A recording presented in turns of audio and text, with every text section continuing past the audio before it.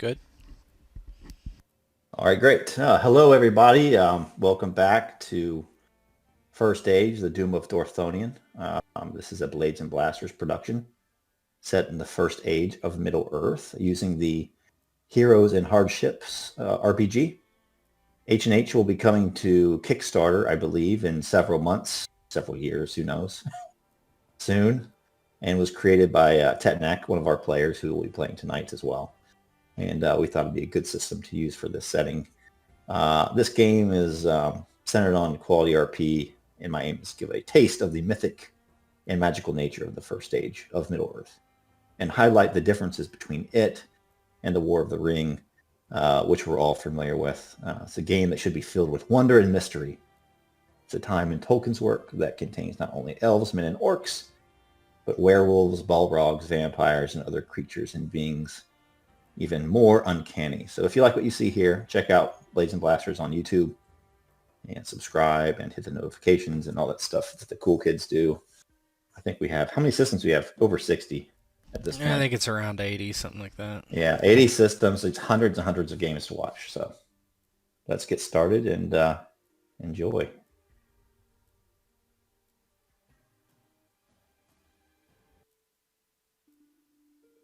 Go ahead and move your slider. Should be able to see everything. Yeah. Yep. Good.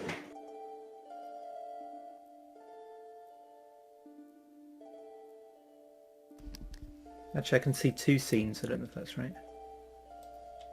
What's one that? here. I can see one scene here, and I can see one scene down here. Old token might still be up or something. Okay. I think I can. I've got visibility on Thandran. Far to the north, beyond sight of men, but perhaps apparent to the eyes of elves, is Thangorodrim, northern fortress of the enemy. It stands like a line of dark teeth upon the horizon. But now in the northern marches of Dorthonion, gazing out across green Ard Galen, stands Estedir in a company of Noldor. Below them, so you're looking out across the plain, widening south towards home is a long line of mounted warriors, and among their number is Terenion, captain of Dorthonion and one of those mighty Eldar who has minded the Siege of Angband lo these many years. Though Terenion has known many homes, both in the west and since arriving in Beleriand, these past 400 years have been relatively peaceful, until now. On his right is a trusted friend, Caenir, and on his left is Solgrion, wounded but already healing nicely. Perhaps Terenion has come to grips with the beast he recently faced, the man-wolf that should not be. But perhaps his dreams are still dark and foreboding, portending days to come. Like his uncle, Estedir stands in a company of elves and has seen things in recent days that were thought impossible. An orc incursion as far south as Maedros. This may be but a gesture of the enemy, or it may be that the doom of Dorthonion is come, and the curse of the exiles is bearing fruit. So basically, Estedir, you're with kind of the welcoming committee as Terenion, Caenir, and Solgrion come home from the front lines on the Siege of Angband. And both of you have seen things in recent days that should have been or thought to be impossible. So I'll let you guys take it away with the role play. Estedir is... Perhaps we're meeting on this bridge. That's kind of the way I see it. So, Estedir is seated on a horse, uncomfortably, as usual. He's not much of a rider. He waits impatiently as he has not seen his uncle for many, many years, hundreds of years, certainly. He knows that if he has returned to this land, then there's something amiss. He knows that there may be something that's related to what he has seen, and the fall of the Master of Fires, Thandran, killed by orcs in Ladros. He waits with some trepidation for his uncle, who he has never seen quite eye to eye with ever since they crossed Halcaraxis. I think I said that wrong, but to Bellerand. And he just stares out, waiting impatiently.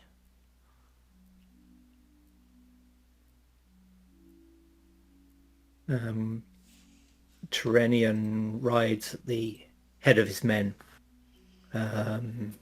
His face, as is usual for him, is impassive.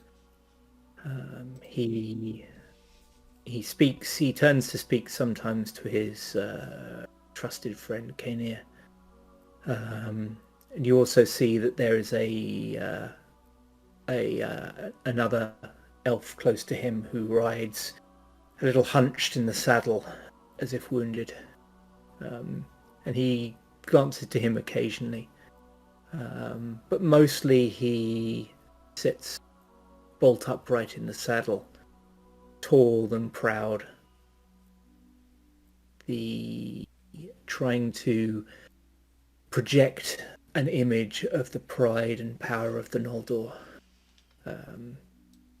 So any spy of the enemy would not see any weakness in him. Not that he necessarily thinks there are any, but he always conducts himself that way. He never allows himself to relax.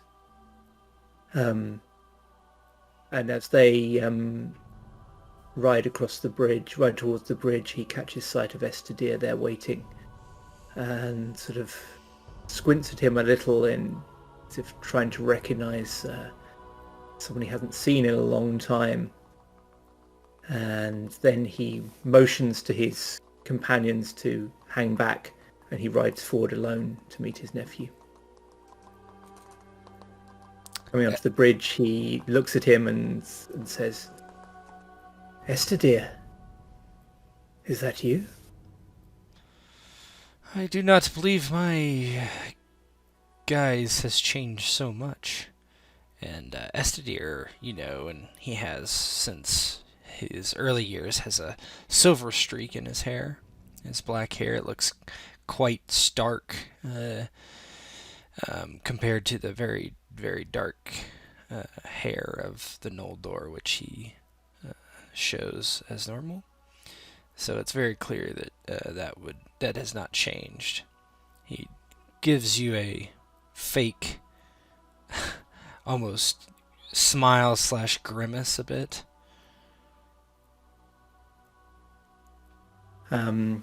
Terenion reins his horse up and then looks at him for a second and then shakes his head in almost disappointment and says, "We spake not thus to our elders in Valinor. But these lands have their own customs, I feel." And then he rides forward and dismounts from his horse and walks towards him and says, "Come, embrace me, son of my sister."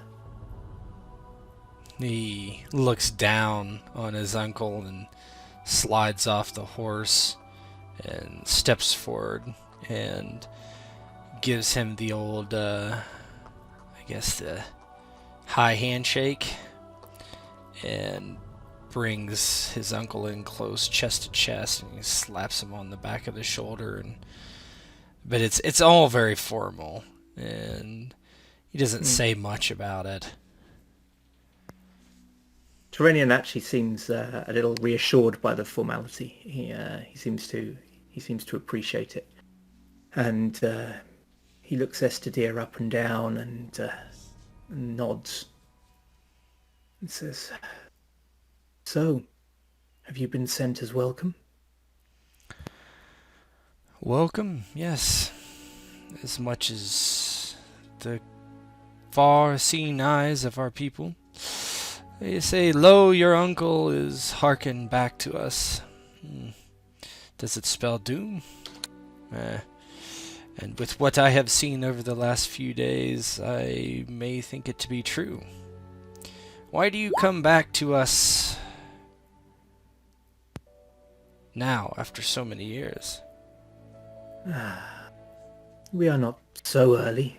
It was almost our time to return, but in truth I am the bearer of ill news. Grim tidings sit upon my shoulders, and much that I have feared these long years is coming to pass. I have long feared that our enemy did not sit quietly beneath the mountains, but instead plotted and amassed armies. And we have seen in the past few days that he does not rest quietly. But we should perhaps find a more discreet place to conduct this conversation. Do you fear the eves of Dorthonion, uncle, after this many years? Although you do walk from a shadow to a shadow, as I too have seen these things that you speak of. Foul beasts very close at hand, and even our master of fires has been taken from us, slain by their many arrows and cruel knives. So, the enemy moves upon many fronts then. This is worse than I had feared. We had encountered a fell beast, a wolf that walked upon legs like a man. But orcs are on the move as well. But then this is ill tidings indeed. Come, we should let our men join their kin and relax. We will leave these grim words to those of us who must make plans. Well, yes. Will it disquiet you if I walk for a while? I am still no rider. Not of any count, at least. That would... I think it would please me to walk for a while. Yes, we should talk of more pleasant times. Leave the more pressing, darker tidings for a later moment. Tell me, how fare you?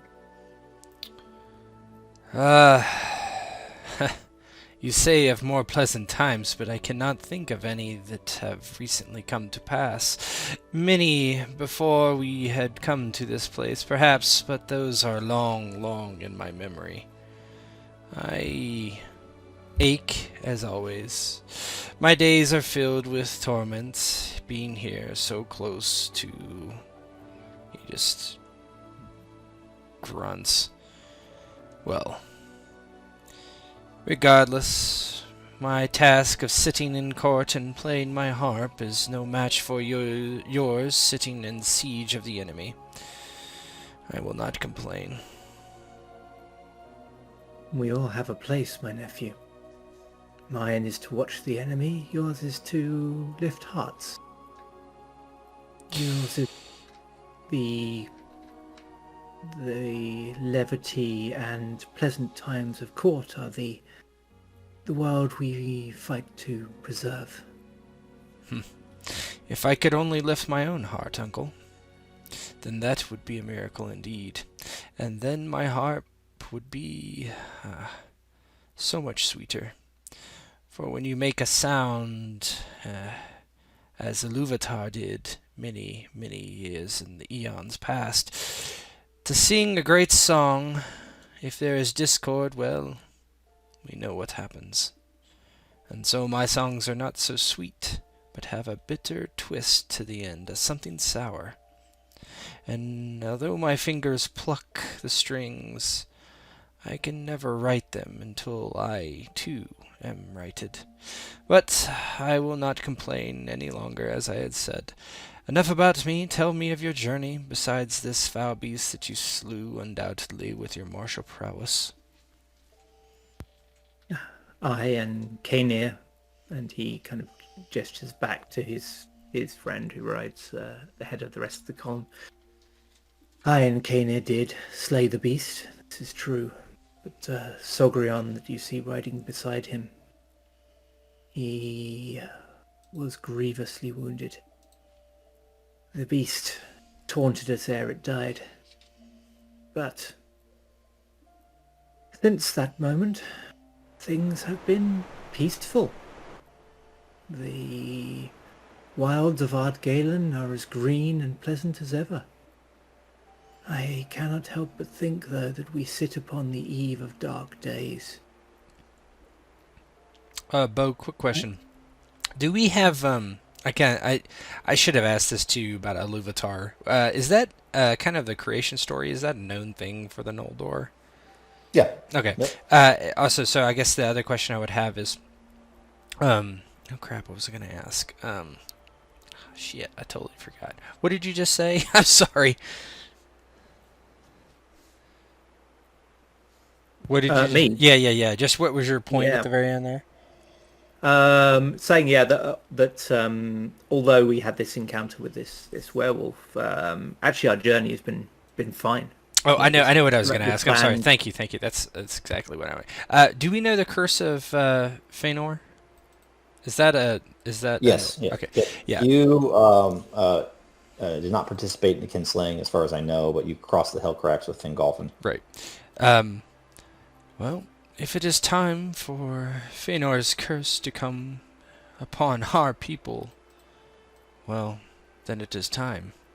For it will come, will it not? That is what you have always told me, Uncle. This is true. Our deeds of old, our deeds and those of our kin will bear fruit in time. But we must not abandon hope.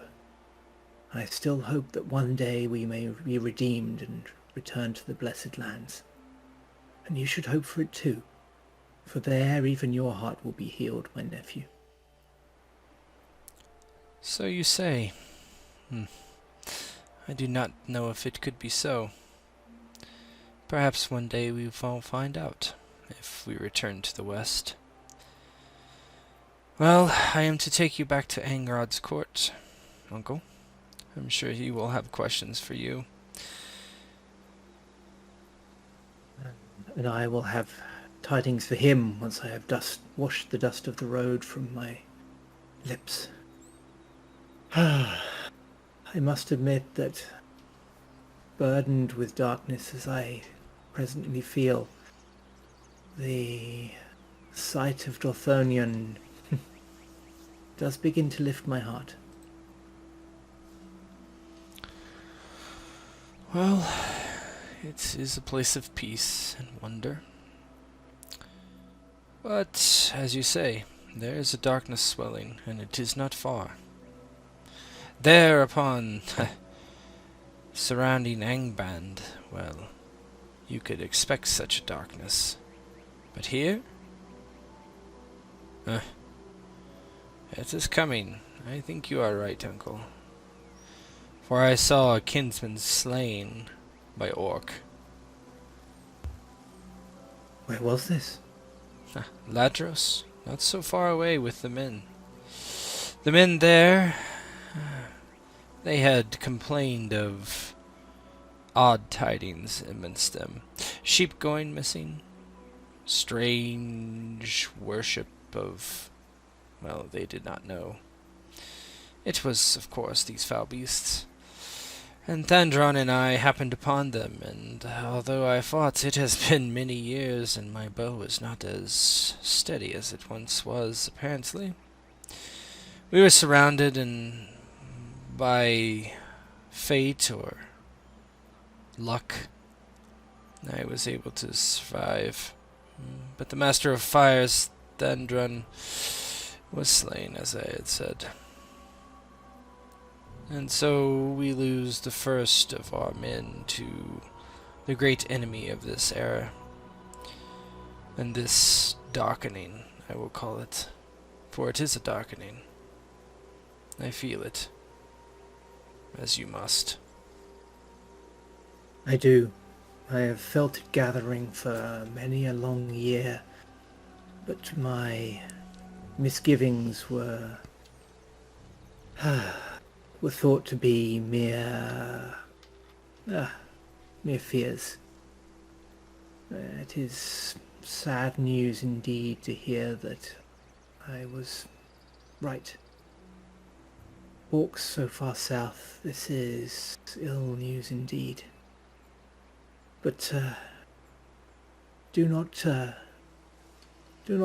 dismiss so lightly your skill with the bow, my nephew. I remember it being quite formidable. And it's something about Terenion that he can make even this kind of sort of backhanded compliment to seem like a criticism of Estedir being negative. I suppose we will see soon enough. It appears I will be shooting at more than apples to come. Well, Uncle, do you remember the way to the court of our lords? Or will you need me to guide you there? Let us walk together, my nephew. I do not forget the way, but I would appreciate the company. Yes, I'm sure you would.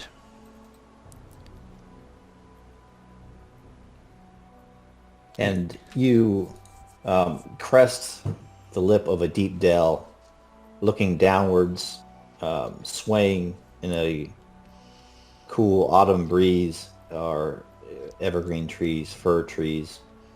There's some birches as well mixed in with them. And you wind your way down a cobblestone path and eventually cross a small stream. You can hear the clip-clop of your horses behind you as you lead them through the stream. And one of them stops to take a drink of water and seems immediately refreshed. As you get closer and closer to the court, you near this giant waterfall. Looking up towards the waterfall, the sun is setting in the west, and it casts this. You've all seen this at a waterfall or something, that mist coming down, and it creates this rainbow effect. Mm-hmm. So you see that, and Kaenir and Selgrion both smile. Even despite his wounds, the heart of Selgrion is lifted as you guide your train of horses and soldiers behind the waterfall, where it looks like a cloven staircase spirals its way higher and higher up into the palace. And I'll get you guys kind of role play what you do that first night, and then you're supposed to kind of have court with Angrod and Aegnor first thing in the morning. Yeah, it's been a long while since Terenion's been at court. And although he has generally impeccable manners and would never forget any of the rules or the niceties of court, he doesn't really feel quite comfortable there. So he takes a while about taking a long bath to wash off the dust of the road, and he's got he has some fine clothes laid out for him, and he takes his time getting dressed as well. And while he does, he's kind of reminding himself of 1,001 little nuances of etiquette that might cause some embarrassment or slight to someone.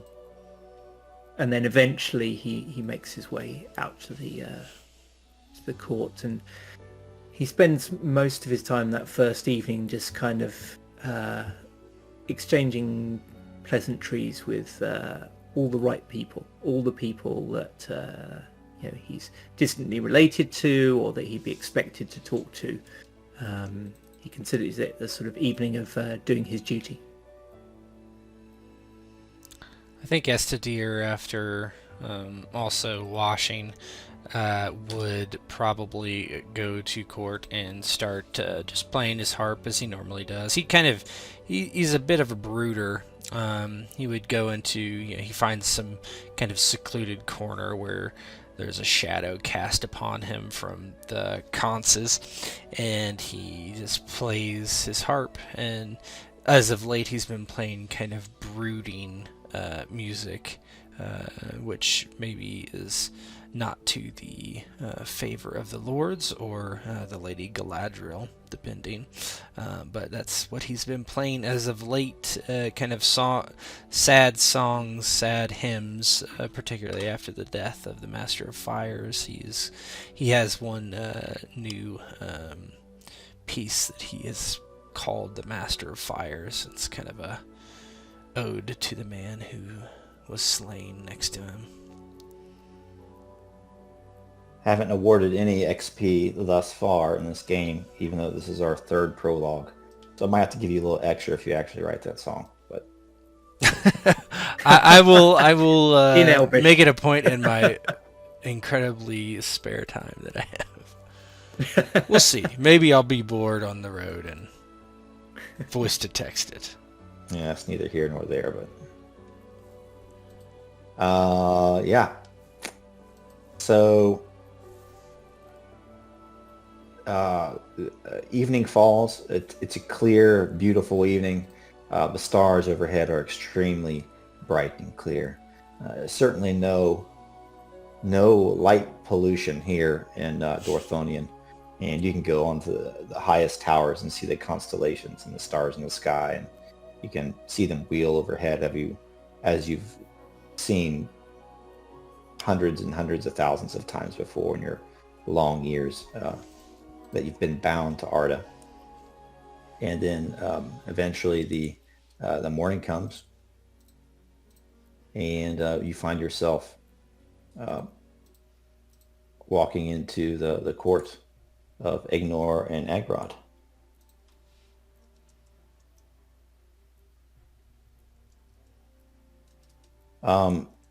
As the morning comes, you see several pairs of elves kind of departing the court while the brothers sit upon their dais that's mounted just over a few steps that are carved marble.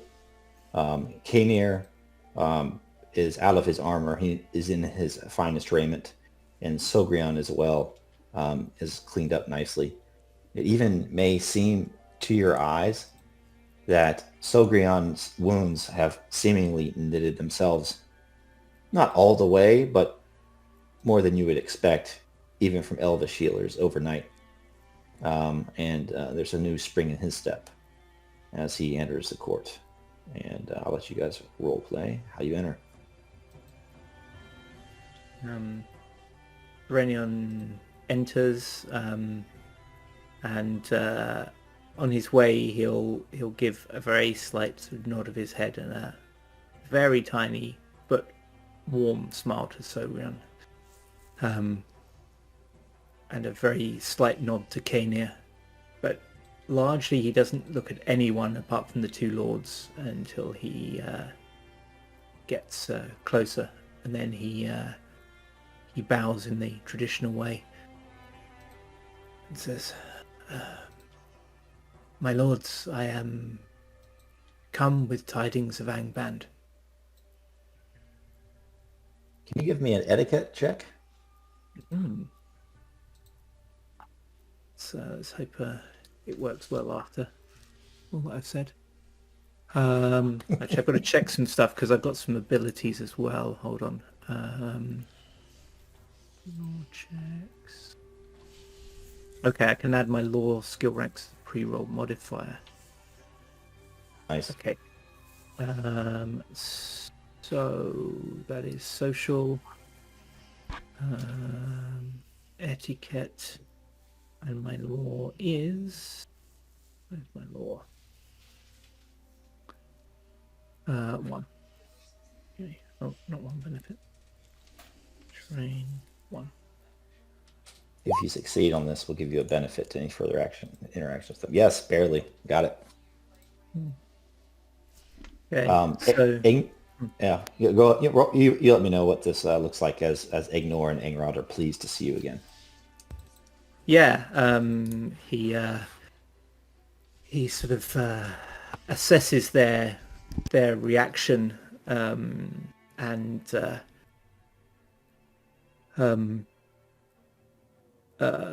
before they can they can start on the sort of formalities of a greeting,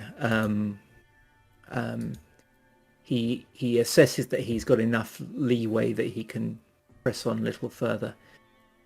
He says, I regret to inform you, though, that I come not just to rest and refresh my men, but I also come with ill tidings.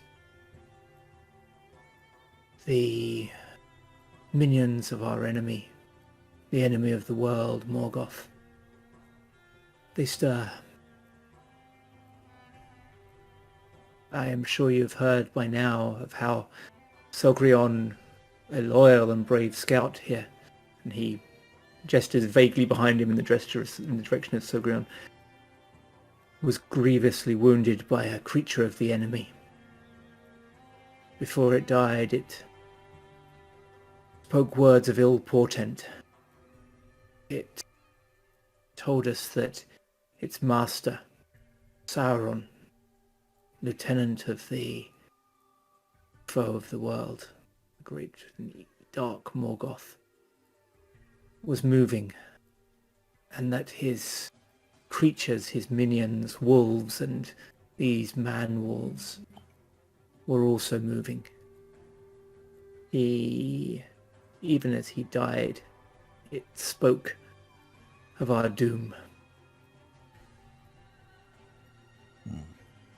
Angrod looks very intent and speaks from his throne.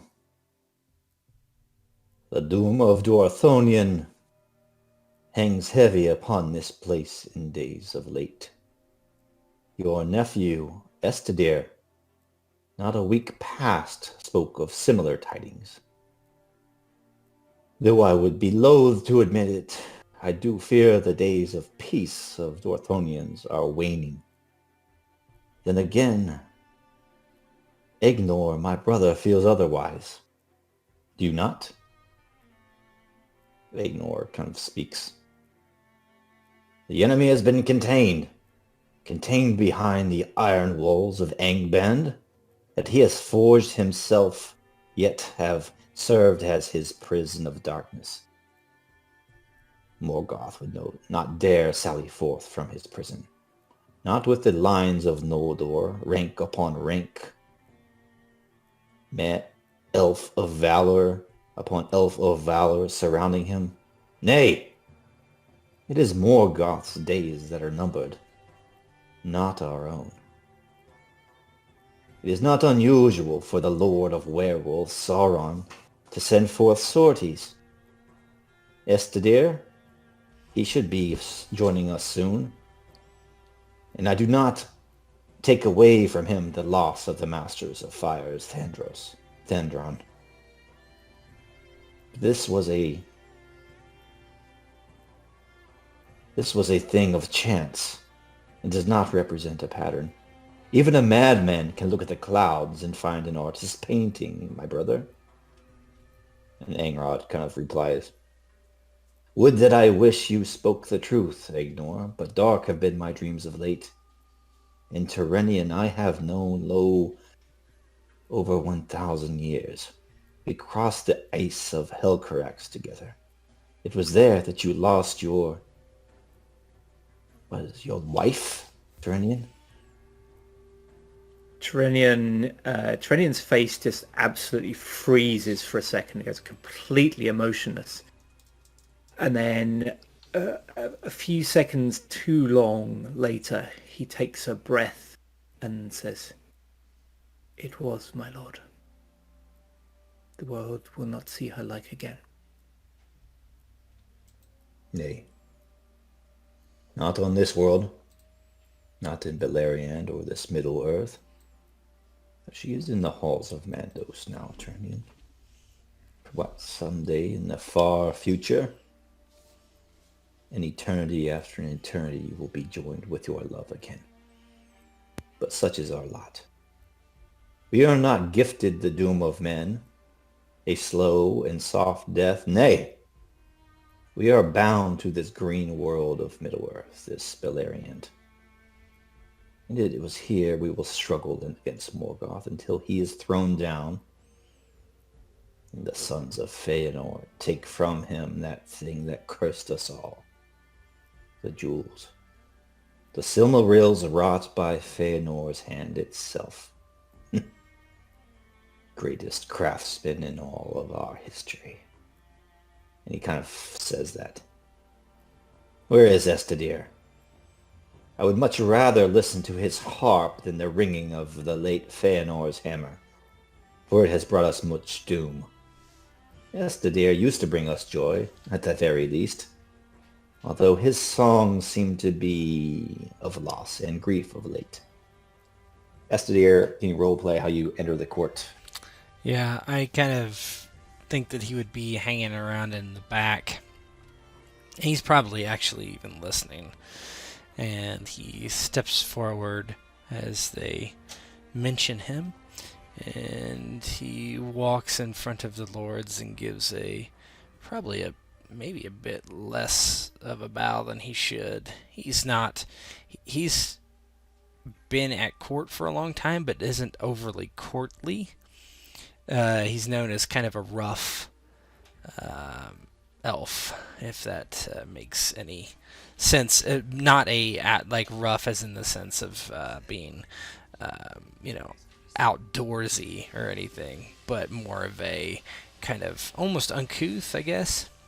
He gives a bit of a nod. My lords. Can you make me your etiquette check with one hardship? I'm not trained. Okay, then. Hardship. Mm-hmm. Just because you stopped short. No, that's still pretty Yeah, good. it meets it. It meets it. You're still I'm still pretty good at influence, though. Yeah. So tell me what that looks like as... I think the fact that your story jives with Terenion has probably made your lords look upon you a little bit differently. Yeah, they could be perhaps kind of just that guy that is like that and kind of is accepted, over all his faults type of thing. And so he just walks out. My lords, yes. What my uncle says, I do tend to agree with. Lord Aegnor, you said this is not a pattern, but is too not a pattern? Orcs and Landros and a man-wolf. What is that, if not a pattern? You live as many long years as I have, Estedir. And as I said, a madman will see patterns in the clouds, patterns in the reeds floating on a stream, patterns in the palm of one's hand. These are also ways to madness, Estedir. My lord, forgive me, but your own brother sees these patterns as well, unless I am mistaken, Lord Angrod, and your sister too. Who is not more wise than the Lady Galadriel? Angrod looks to his brother and then looks back to you. Few indeed have her gift of foresight.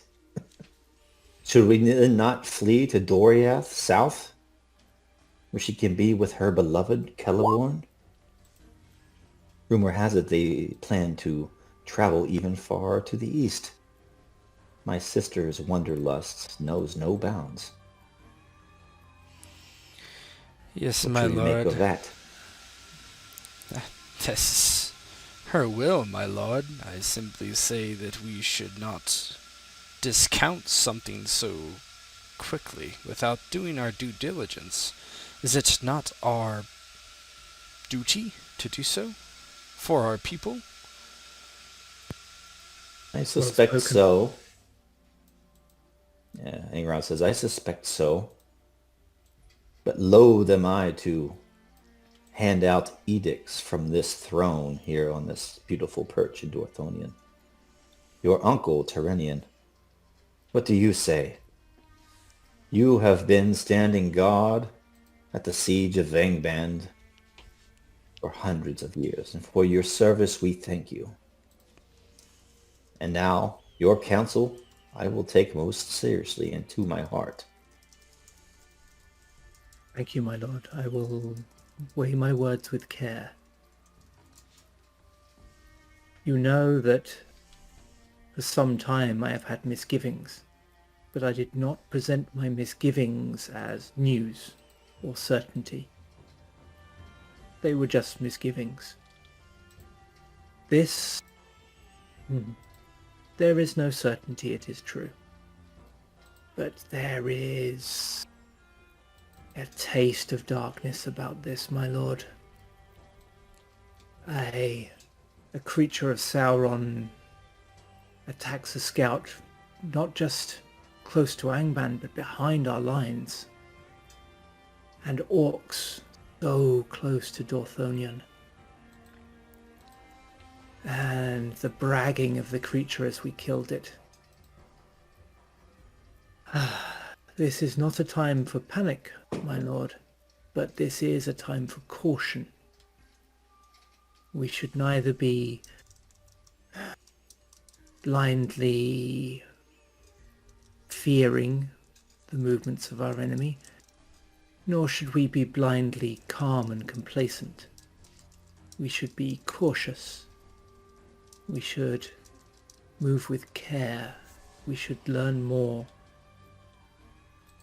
We must hope that our enemy slumbers still, but we should presume that he is on the move and that danger is upon us. This, my lord, is my counsel. The lords steeple their hands and they seem to bow their heads deep in thought as they take your counsel both to their mind and their heart.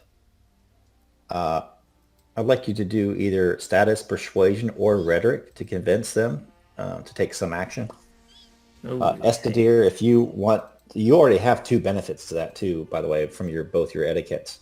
Estedir, if you want to role play some sort of speech as well to possibly assist and give another benefit, I'd be down for that.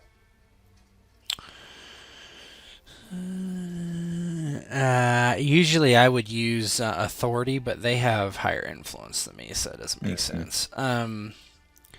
Yeah, he just says, "My lords, I think it is wise for us to do the simple thing. That is to make sure that Lord Aegnor is correct.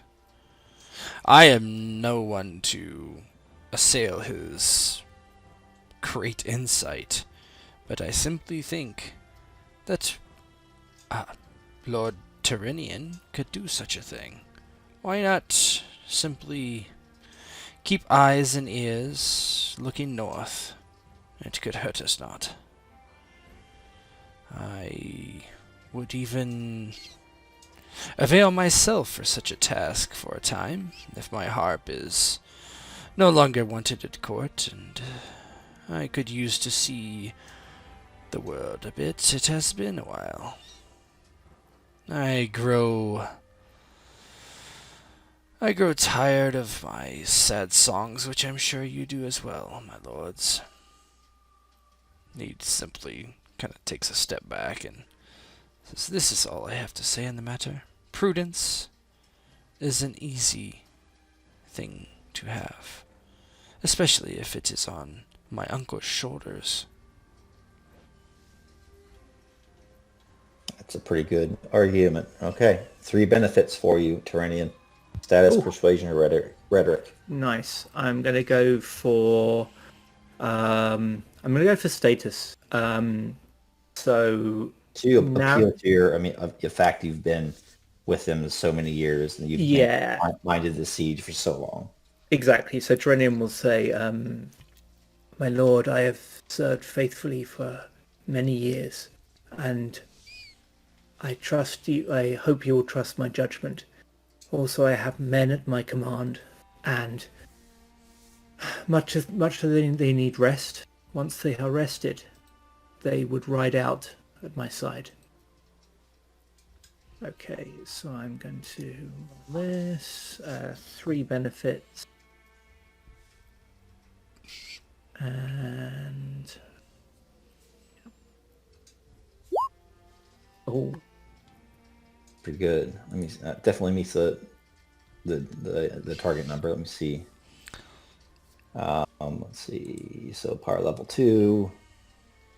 That meets even hard. Okay. So they were going to go back and deliberate amongst themselves. But with your speech, Aegnor, he doesn't break, but he concedes the point. Estedir, though I am often find you amidst slow, starry pools, concocting verses with your harp, your words, I found a target in my heart. There is truth to them. You have lost a friend, and so have I. A servant of the West is now dead because of these quote-unquote incursions. And Terenion? my lord. If I am not to listen to your counsel, then who shall I listen to? My brother here? My sister? I have known them many years, but not many more than yourself. And why should I not listen to a great captain of Dorthonion, one who has mined the siege for lo these many years? My brother and I? Yes. We will go north to the siege lines ourselves. We will inspect the lines.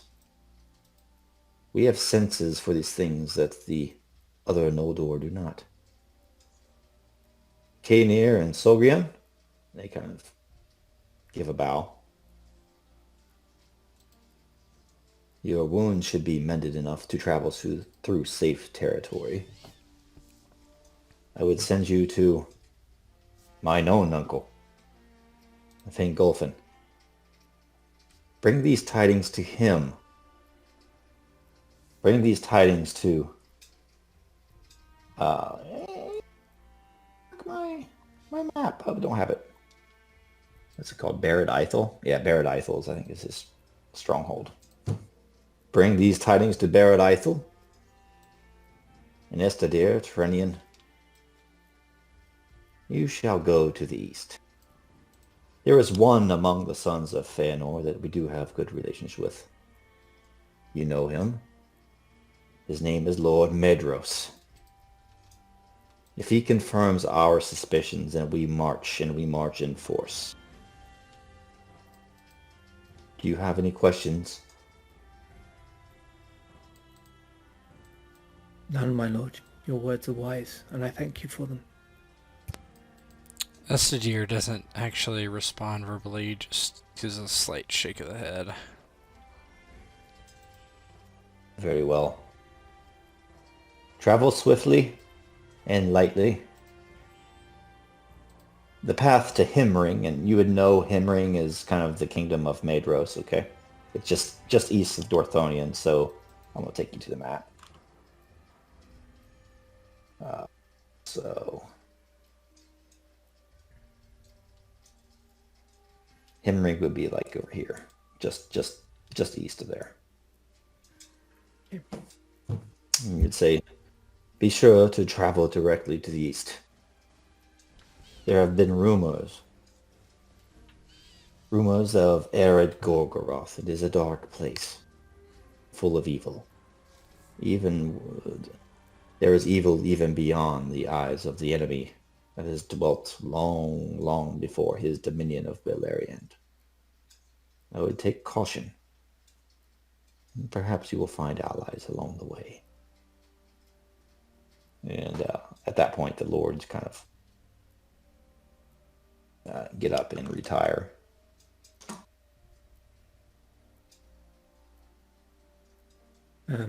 Terenion bows low and starts sort of backing away from the position close to their seats that he was occupying. Yeah, Estedir gives a slight frown. I suppose I will not have the genteel company of the court any longer, uncle, and my backside is certainly going to be sore from riding. My lessons upon a horse never did take. We are never too old for lessons, my nephew. And Terenion quirks something you think might be a genuine smile for once. It's quite surprising. You're not entirely sure. The ride will do you good. Besides, the fresh air may improve your mood. It has been dark of late. And he holds out a hand as if to sort of forestall a protest from Estedir and says, much as you have grounds for such darkness, it does not sit well upon a harpist. Well, it appears my harp will turn into my bow, unused. Perhaps I should seek one person out before we go, uncle. I do not know if it is true about this trip, but I would forestall it if I could. Not our trip. Not our trip, uncle. Do not worry about what's... Never mind. We shall leave on the morrow if you wish. Terenion looks quite perplexed, and then he nods.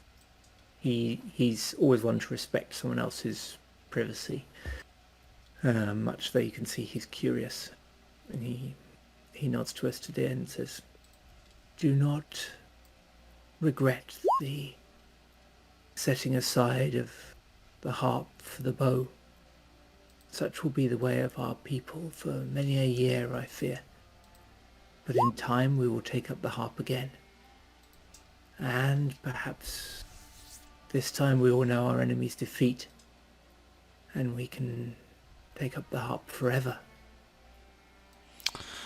And he has a look in his eyes that you're not entirely sure he believes what he's saying. It's almost like he's said this stuff for as long as you can remember, and you're not sure how much he believes it anymore. Yeah, Estedir just shrugs. I have sung many sad songs, uncle. There are many of our kinfolk who would say the same, that are now buried beneath the ground or have been set afire in their death, and lie in the halls of Maedros to be reborn. Whichever it is, we shall find it. And either way, my nephew, we will do our duty. And he nods to him and then turns, nods to a couple of other people in the court and then strides out. Yeah, he thinks about that last part that Terenion said, and it's kind of the complete opposite of what he was thinking in his mind as he walks away.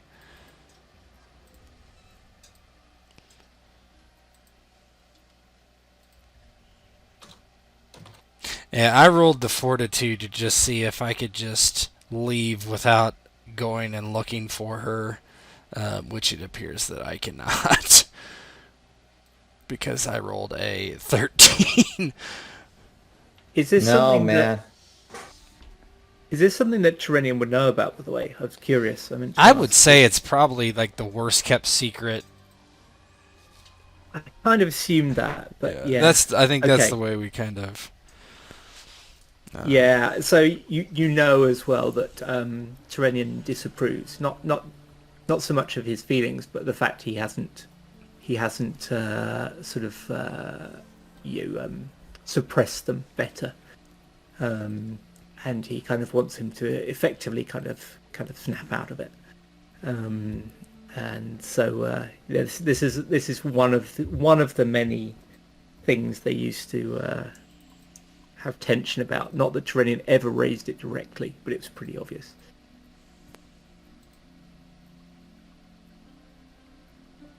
So you go off looking for her? Yeah, he would go off looking for her. Okay. So you go up. She has chambers. She has chambers close to her brothers up into one of the high towers. And there's a spiral staircase leading up to it. And it's one of the most beautiful spires in the palace that offers just a wonderful view over Dorthonion. All the way north. You can even see maybe the small teeth of Thangordrim on the northern horizon. But the sun is starting to set at this point, and you can see the stars starting to alight. And as you walk into Galadriel's chambers, it's stark and it's empty. There's a large mirror there with a basin full of water that glimmers, and if you look into it, you see your own visage. And propped against the basin on the left side is a small scroll, seemingly left on purpose. Yeah, he looks around and is a bit, I don't think it's shock really, but just a bit surprised. And he walks over to the pool, looks down and frowns. I'm guessing I know this is her mirror, right? And looks at the scroll and just kind of wonders if he has a feeling it's for him, but is not sure. He's almost afraid to pick it up. Yeah, it's calling out to him. Yeah. It's as Kenya's glimmering on the sides of it. You can see it glimmers in the light of the mirror. Yeah, he would pick it up then, and he looks over it and would unseal it and read it apprehensively. And it reads, "It is true. I have gone south. In Doriath and the realm of Thingol long have I dwelt, and it is there I have returned. There, amidst the girdle of Million, I will weave mine own doom with my husband, Celeborn. For I have foreseen that in the east our destiny lies. But yours is woven in this land. Stay. Do what you must. A valiant and thoughtful friend. G. Not for Gandalf, but Galadriel." That's where he got it from. Friend zone. yeah. Estedir takes the scroll and rereads it, and he actually crumples it in his hand and tosses it to the side angrily. And that triggers your flaw. Then. Yeah. I'll roll I think it. it's bad. We altered it. Yeah, I think it's just social now. But it's social. Yeah, let me roll fortitude here.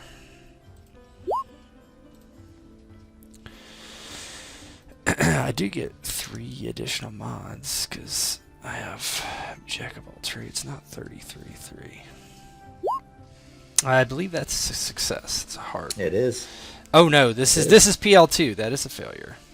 Because it's a hard roll, I'm pretty sure. Oh, is it hard? Yeah, okay, it beats 21, but not 35, whatever it is. Yeah, 20, it should be 29 or whatever. Anyway, he just tosses it to the side angrily and turns and stalks back down to his quarters. And he prepares for the journey. Single-mindedly. Terenion, are you going to simp after anybody? Terenion goes and just makes his preparations. He'll send word to presumably some of his men will be coming as well. I know you said Kainir and Sogrian would. I don't know whether any of the others would, but he, as is usual for him, he thinks only of his duty. No sort of personal connections.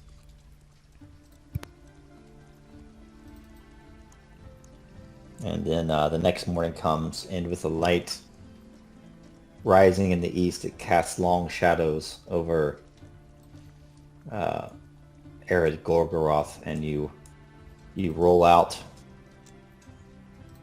You roll out of the palace with your horses, and you can kind of tell me what that looks like.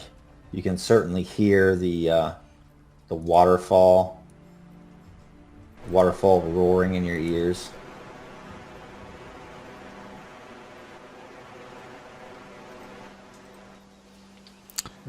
As we pass through it, Terenion looks back and sees the sort of rainbow sparkling up on the mist, and in a moment that's not that like him, but he is prone to sort of moments of brooding. He turns to Estedir and says, "Look well upon this scene, my nephew. I fear that we shall not see such peace again." Then he kind of shakes himself and sits up straight and goes to carry on riding. Yeah, Estedir looks back briefly. Perhaps I will return here to report to the lords, but I do not believe that this will be my home much longer, uncle. I have grown tired and soft sitting here in this court. And, Terenion, you notice he does not have his harp with him. And I will push forth and protect our kin and move on when it is time. And Terenion nods approvingly and says, "Yes, my nephew. I've always trusted that you will do your duty in the end." And it seems a little bit of as usual with him. If it's not a backhanded compliment, it's a half-assed one. But he's, it's, you think he's trying, and he nods to you, and and turns again to ride off. Estedir does as well. Poorly.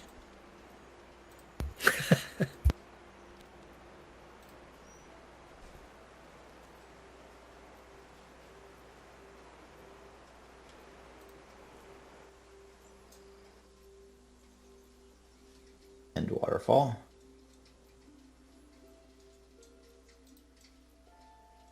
You ride out of the palace. It's the two of you and maybe, I don't know, a dozen of Terenion's men, we'll say.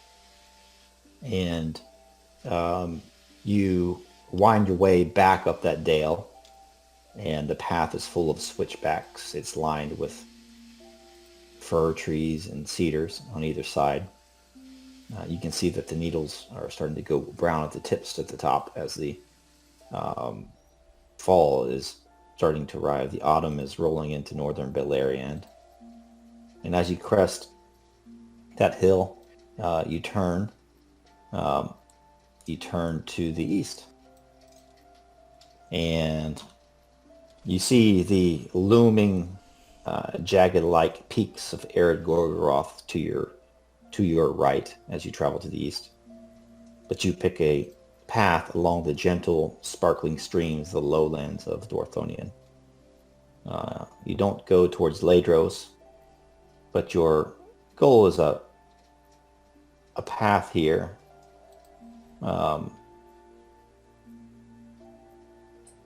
Just to the east of Ered Gorgoroth, but not traveling through the realm of men. And I'll let you roleplay anything else you want, and then we'll continue. Terenion, once they're sort of clear of the palace and its valley, the Terenion will turn his horse and hold up his hand for everyone to halt a moment, and then he addresses his men and says, "You have all ridden with me for many a year, and you will know that I have long feared darker times will soon be upon us. Perhaps I am wrong, but we ride that we may be sure, that our lords may be sure. So, as we ride, Let your eyes dwell upon the peace and beauty of these lands. Enshrine them in your hearts, lest they be lost. But also, be wary. An orc with a bow can fell even the stoutest warrior. So, keep your senses sharp, but keep your hearts as light as they may be in such times. And then he nods to his men. He never quite gets the inspirational speeches right, and this is another example. He's probably made them feel a lot more depressed than they were before. But he thinks he's done a good job, and he nods to them and wheels his horse and carries on riding. Estedir rides alongside his uncle and says, Uncle, you should probably stick to the facts of what you're going to do next instead of trying to inspire your men. You are not quite an eloquent speaker. I would not expect you to know of these things, my nephew. These are not the words of court. These are soldiers. These are our Eldar kin who have long stood the Siege of Angband. They are made of sterner stuff than the maids of court. And he kind of gives Estedir a reassuring sort of pat on the shoulder, completely missing the fact that Estedir is completely right. Yes, let us sally forth then, with great inspiration in our heart from your warming speech. Thank you, my nephew. Well, I think we all need a little lightness of heart with such dark days coming. And he nods to him again, and he gives him again a hint of a genuine smile. He's again completely missed it. Estedir's watching him. He doesn't shake his head, but if like that Kanye West gif, right, of the shaking, that's what he's doing internally. Yeah, and Terenion turns away just too soon to kind of see it, and he's not great at reading people either. So he turns, sits bolt upright on his horse, and rides ahead, confident he has improved the morale of his men, who are all now muttering uneasily behind him. And through that first day, at first your journey is slightly downhill until you reach the lowlands, and then you wind your way across the streams. And then towards the end of the day, as the sun crests and starts to fall behind the encircling mountains behind you, the grade starts to go up again, and the temperature starts to drop ever slightly. But it's not without reward. As you get higher and higher up into the mountains, the streams become more and more sparkling and glittering. And then as the sun sets and the moon and stars rise into the sky, you see kind of down below you, where you plan to make camp, a glittering lake in the moonlight. And you see, much to your surprise, most likely, there are just dozens and dozens of figures that seem to have been making camp before you in the moonlight. They're dressed in fairly familiar raiment, and from your estimates, they're probably wandering elves. They're gray elves, and you would know these folks as elves that have never seen the light of Valinor. They've been wandering Middle-earth for hundreds of thousands of years and are just very much tied to it. A beautiful sight.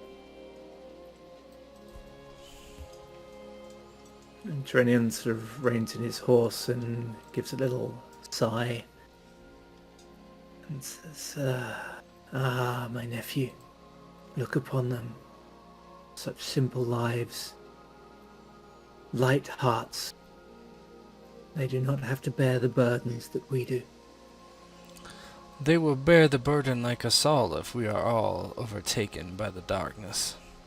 If it comes down from Angband, they will be destroyed like all of us. They will share in the curse of Fëanor. Their ignorance is what it is, not a blessing but a curse. I thought you would think so of anyone.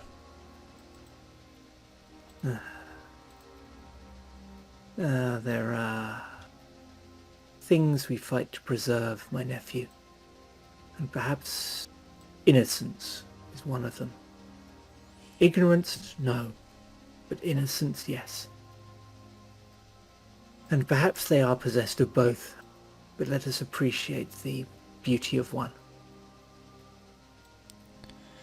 I appreciate no beauty at this moment, Uncle. You may look upon them if you wish. Mouth agape or eyes narrowed.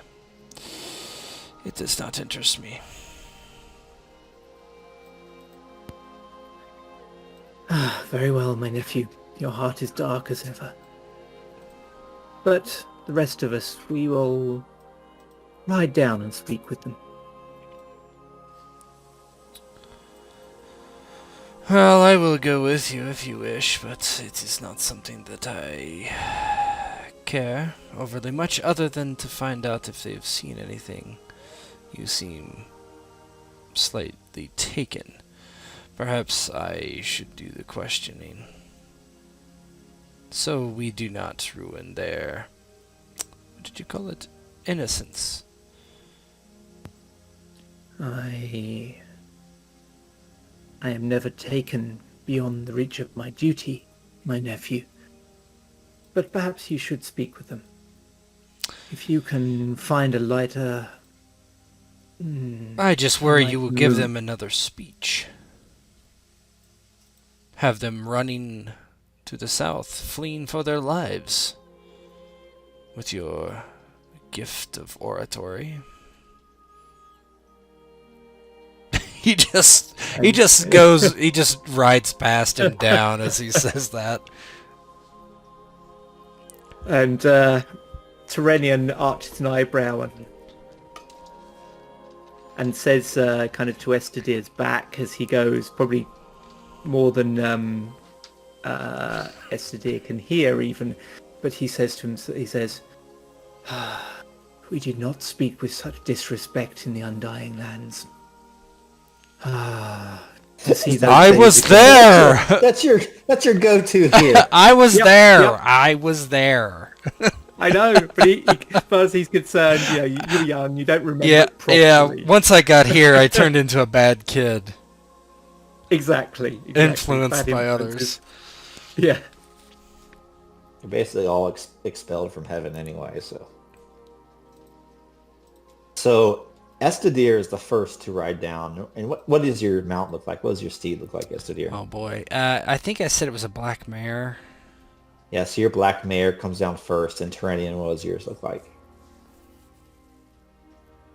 Terenion's is a beautiful white horse that, I actually sort of mechanically it's a little bit sort of superior, so I think it would kind of show in its gait and bearing. There you go. So Estedir winds his way down the mountain towards these elves. And both of you, you can hear the clip-clop of the horses, and it mingles with the clear and vibrant voices of the elves as they are raised in song. Near the edge of the lake, you can hear the notes rising and falling.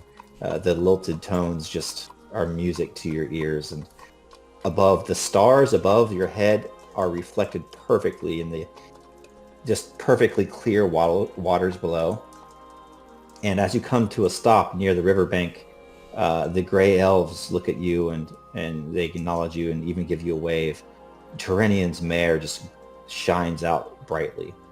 So you have this scene with the stars overhead reflected in the lake, and then you have a bright gem of a gleaming white horse coming down off of the mountain. And one of their hosts comes to greet you. And she says, "Greetings. To what do we owe this honor? Would you join us in song?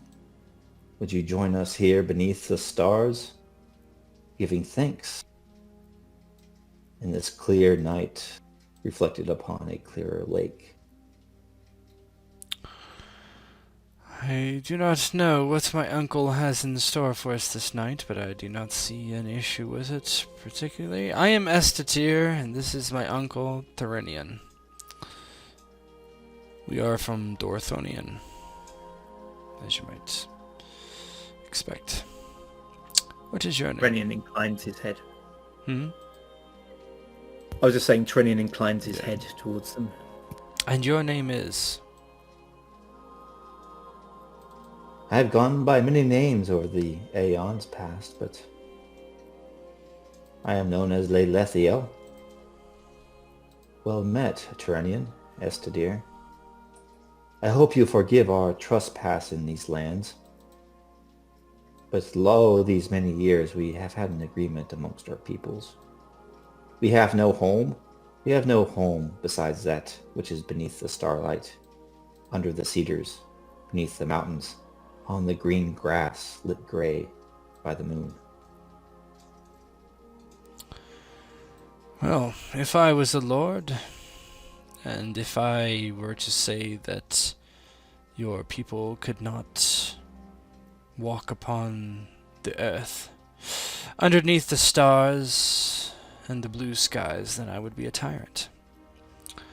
But I am no lord, and I have no say.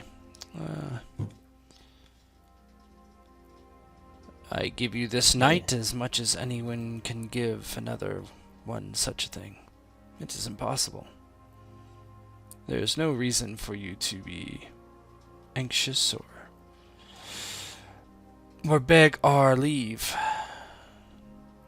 For every person of the free peoples should experience these things. They are all of ours. Then perhaps this night we shall enjoy together, Estedir and Terenion.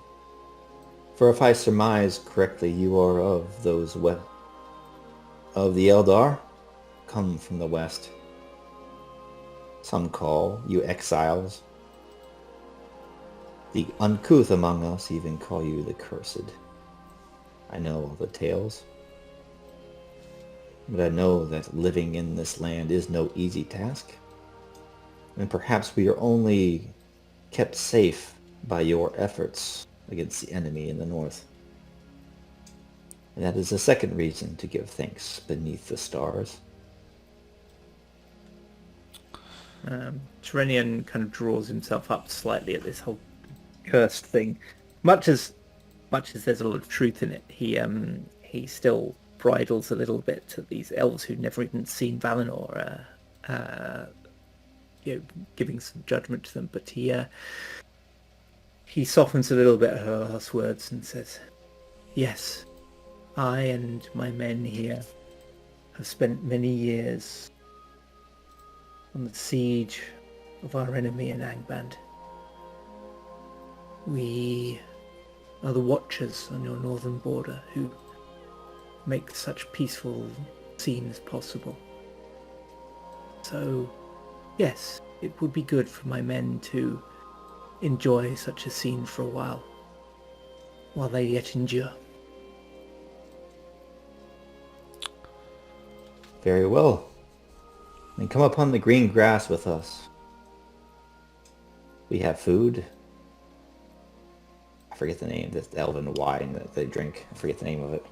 We have food. We have wine. Do any among your number know any of song, or perhaps play an instrument? Estedir does not speak. He doesn't have his harp with him either. Yeah. And Terenion looks across Estedir and he's about to open his mouth to speak, and then his lips just move slightly, and he notices he reminds himself that Estedir doesn't have his harp, and also that Estedir will probably sing something quite melancholy. So he turns round and picks out one of his men who he knows plays an instrument, and kind of beckons him forward and says, "We have some skill at these things. Here, men, make camp. Take a night of ease, but set sentries as we always do. Estedir is a bit prideful still, and he sees this man that he's probably heard sing or play and is almost appalled. Fine. I will sing you a song if it is what you wish.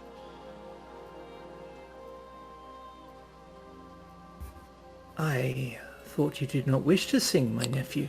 I did not Seems to know lift your you heart. had the skill of Lady Galadriel to see the future, Uncle. Ah, Lady Galadriel, and to think I thought we might pass a day without mention of her name. He just gives a, kind of a tight grimace. Yes, Uncle. I will sing the song. Would you please tell me what you wish me to sing? He looks to the gray elf.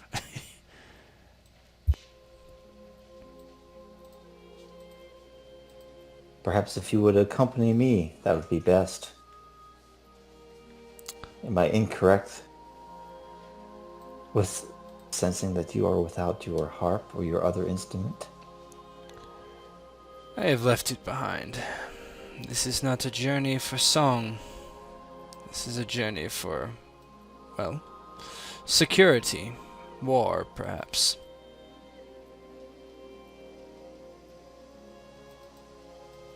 Well, we will not speak of such things in this twilight, as the starlight glimmers upon the waves of this lake. Come now, join me, Estedir. We will raise our voice to the sky in praise.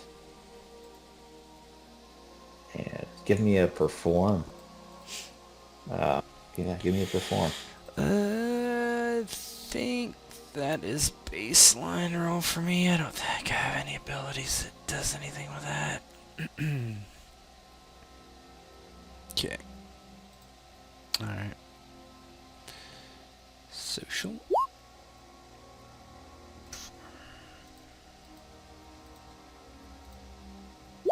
Jeez.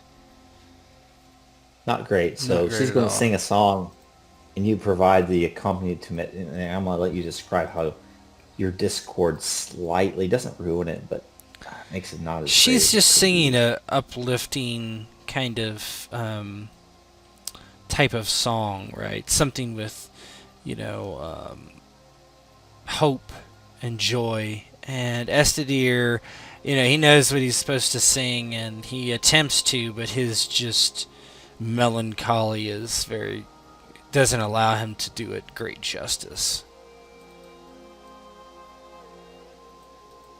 Estedir, your heart is heavy.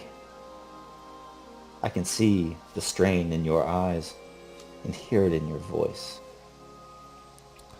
Come now. Lay your worries aside, at least for this night. Well, the curse of the Noldor are not all from the passing of Fëanor. Each of us have our own troubles, and I have mine. And one night of relaxation beneath the stars is not going to cure that, I'm afraid. I am sorry that I cannot do your song justice. I should have let my uncle's man sing. Although his voice is not as pure as some.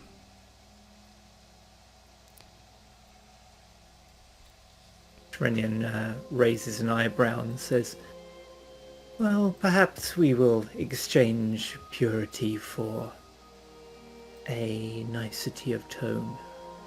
And he gestures the other guy forward and whispers to him, sing something simple but uplifting.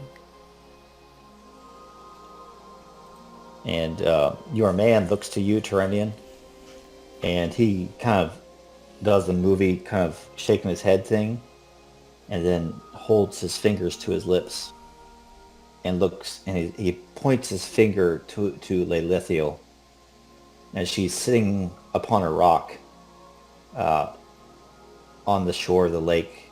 There's a breeze kind of blowing through her hair as she sings a song of perhaps sadness. She says, "In quae Venian sweet ran the waters under unclouded stars, and ages passed under the fading twilight, and we still roam under vaulted sky, black of night, blue of morning starlight. To the west will our feet ever wander? Nay, this land binds our hearts with bonds of verdant green, and here our kin have returned from up far across the ocean, azure of Olmo, deep as time, their transgressions now brought before us. Will we be joined in atonement for their crime? The stars have died, and under the sun and moon a great shadow rises. Our fate is now mingled with the exiles, our destiny revealed." And her voice rings out, "In shadow and flame, in shadow and flame." And it's almost as if the mood of the entire camp has been brought down a little bit, but it's that beautiful type sadness underneath the starlight, if that makes sense. Very elven.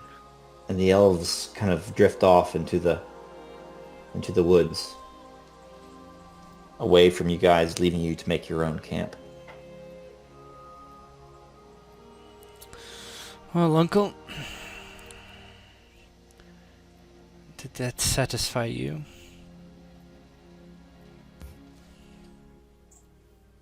And Terenion looks to him and says, "I would not use the word satisfied, but we have discoursed with them peacefully. That is something at least." And he looks at Estedir. He's about to say something else, and then just shakes his head for a second, and then goes to sit at the edge of the lake and look out into the lake. Yes. Do you have something to say, Uncle? Another of your proverbs of wisdom? A story to tell me? Something that would change me for the better? I could say many things that would change you for the better, Estedir, if only you had ears to hear them. In Valinor we listened to the wisdom of our elders, but in these fallen times, the youth go their own way. Do what you think is best. And he goes to and sits down at the edge of the water. Well, when you are able to impart wisdom upon me, I will listen to it. Until that day, I shall lead my own path. And he walks to somewhere else and sits down. We have such a dysfunctional family. Let's hope Emma can bring you guys together. So overhead, you can see the moon rise and fall, and the wheel star overhead, and the constellations that you've seen so many times before. You've been alive long enough. You've stared at enough stars. You probably just know them all by name. You can tell the season by the stars and everything else. And the gray elves seems to be but a distant memory in the morning, as the morning light rises and filters through the trees, kind of bringing everything with a new sense of hope. And you set out for day 2 of your journey. Now you set out in the morning, and now you take a turn to the east and to the south, going through the pass, and the forests are much deeper and denser. Here and there, it actually becomes very dark, and not much sunlight reaches the forest floor. Now and again, just to get around the gnarled roots, you have to dismount from your horses, and the ground beneath you is like that mossy turf, if that makes any sense, and that earthy Peat. smell, peaty, and it's filling your nostrils as you're going through these woods. Now and again, you see in the distance, up on a bluff now, and now beneath the forested undergrowth, a great stag looming before you, strong and proud, with a big chest. And I'll let you roleplay that. Good. Terenion is letting his horse sort of pick the route really over these roots and the slippery moss, and he's a little bit lost in thought. I mean, normally one for sort of perpetual wariness, he's kind of drifted off a little bit, thinking about who knows what. And then he seems to come out of his reverie as he looks and sees this stag. And he reins in his horse and just kind of looks at it, his head slightly on one side.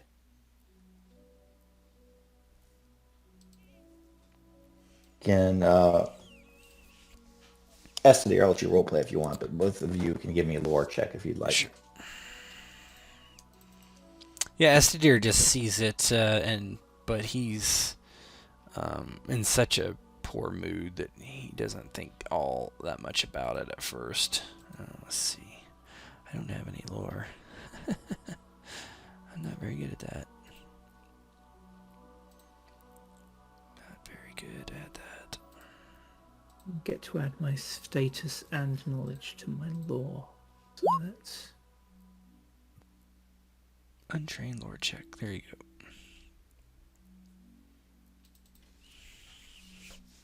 It's enough, but let me see what sorry, I'm just Terenion looking up. says. I've got to look. Yeah, I'm just looking up. I got my status is +3. My knowledge is. I'm just looking for knowledge. Okay, knowledge is 3. So that's so 3. I said so 6. Okay, I got +6. Lore. That is pretty good. 6. Oh, he edged you out. With +6, I hope so. It's almost like he built his character this way. So, I'll let you roleplay how he edges you out, but Terenion, you both of you know myths and legends from long ago in Valinor about the great hunter Orome who would roam the lands east of Valinor. The great huntsman was his name, hunting the beasts of Melkor in that time. And one of his symbols was a great, large-chested, majestic stag. And this always seemed to be a good portent of things to come. Or at least a guide. Terenion will turn back to Estedir and say, "Do you see it, my nephew?" I see it, uncle. Oh, there. They're small. It's tiny. I see it, uncle. Then tell me what you see, my nephew. I see a stag. Are you suggesting it is a sign? And if it were a sign, my nephew, what would it be a sign of? It would be a Terenion. good omen. Yes, a sign of Orome, perhaps. Or perhaps it is just a stag. But these are times when the world is moving, the world is changing. I hope that we may see in this a good omen. For Orome was a great hunter of the beasts of our enemy. Perhaps the stag roams these lands because Orome will find hunting here again. If that is the case, then our worst fears are realized. Orome would not come to us to show us the way if there was nothing to slay, I think. but beyond battle and darkness there may yet be victory. This is the hope I speak of. Yes, perhaps.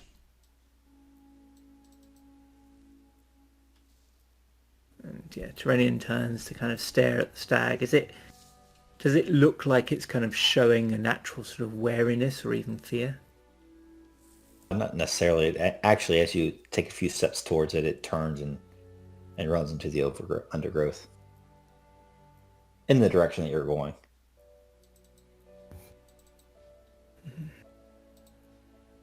So, perhaps an omen, perhaps not. Judge it as you choose, and I shall judge it as I choose.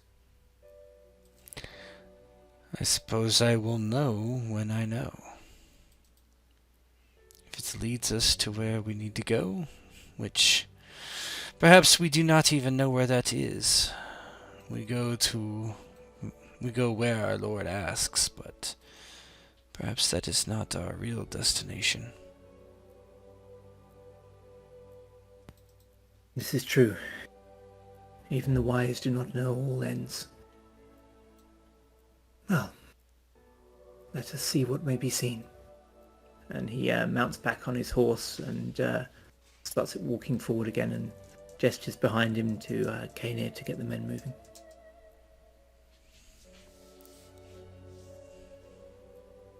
Kaenir, gives the order down the line, and the horses all follow suit. And you guys climb higher up into the mountains. You do your best to stay well to the north of Ered Gorgoroth, but certainly as you go up into the pass leading down towards the kingdom of Maedros, it starts to become colder and colder, and you follow the stag, and you see it time and time again, and it seems to be pretty much leading you where you're going in the first place. But eventually, the road becomes impassable by your horses, and you have to start leading them up into the very thick mountains. You want to take a minute until Juan gets back? Just went AFK. Yeah. With just the two of us. And I want to take this opportunity to go to the bathroom too. Yeah, might as well.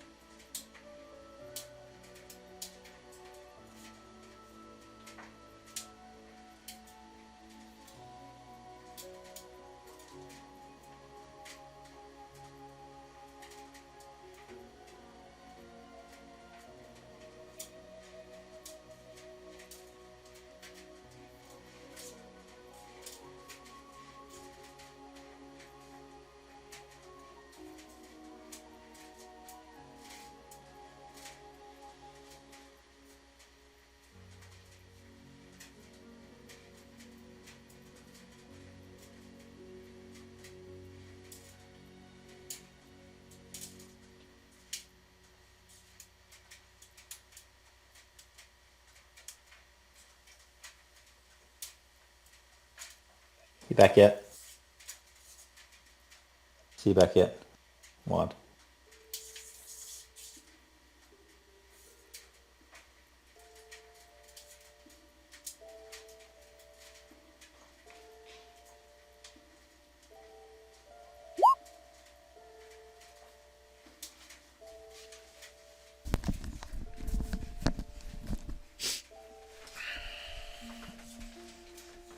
Hey, Hey.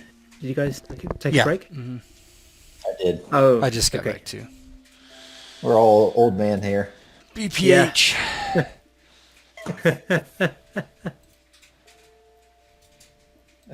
Give me time to download some more music. Sound. Waterfall sounds. Waterfalls. Oh. Go chasing waterfalls. To eventually follow the stag higher up into the mountains, you have to kind of dismount your horses and lead them amidst the brambles and the snagging roots. And both of you know you're far away from Ered Gorgoroth. This shouldn't be happening, but it's almost as if the trees and woodlands are kind of sick up this high. And eventually the stag stops and kind of just stares at you before sprinting away into the shadows and leaving you alone. You're with your men, of course, Terenion. They're kind of looking about, like wondering what all this is. One of them kind of looks at you. Terenion! I am hesitate to question your judgment, but this is folly. Following a stag into these mountains? By my estimation, we are not 10 leagues from Maedros' gap. Come now. Let us leave this place. It seems wicked to me. And Terenion looks about him and says, "There is indeed a darkness, a sickness upon these woods. But why should it be so? We are not among the Ered Gorgoroth. Do you fear this darkness?" I do know that this darkness shan't have crept this far north. We are not 10 leagues from the gap, but we are not more than 30 leagues from Ledros. Something about this is unnatural. And you can get role playing it, whatever you're going to do, but then you can both give me a perception check, guys. Yeah, Estedir says, "Well, I believe it is our duty to find this darkness. That is why we have come. And so if we have, then we have. And we will have more to report." And Terenion, sort of looking about him, says, almost with surprise, he says, "Well spoken, my nephew. We are the eyes and ears of our people. We are here to determine how dark the darkness has become and how far it has encroached. We cannot fear it. Otherwise, those who rely on us may suffer. Steel yourselves, my men." Okay, I'll make the check.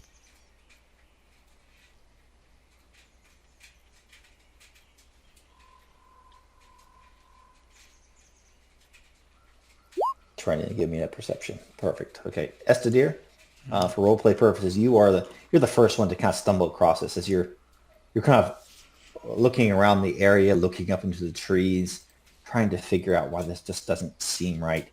You stop short. You almost step into it, but you see this sticky spider web with the ropes of it as thick as your wrist. Yeah. And kind of encased in this thing looks to be like a dead orc, shriveled and just not decimated. What's the term? Dried out. Yeah. Desiccated? Decimated. Not decimated. Desiccated. Desiccated. Desiccated. What's the drain? Oh, I guess that wouldn't be it. Yeah, Estedir draws his sword and kind of pokes at the web. Look at this, Uncle. So you're dong, and just like kind of, you missed it. You didn't get entangled in it. Just gets this hum as you poke at it. I wonder if they're a spawn of Ungoliant about. Your watchers certainly have done a good job. And Terenion was about to say something about the web, and then he looks at Estedir and says, Speak not ill of those who watch the northern borders. They have done their duty this many year. Until these days passed, I was wanting to ask of you, how did a man-wolf and a party of orc creep by your lines? All the way to Dorthonion. The man-wolf travelled under us. My men did not relax their guard. The tunnels and the deep ways of the enemy stretch further than we ever feared.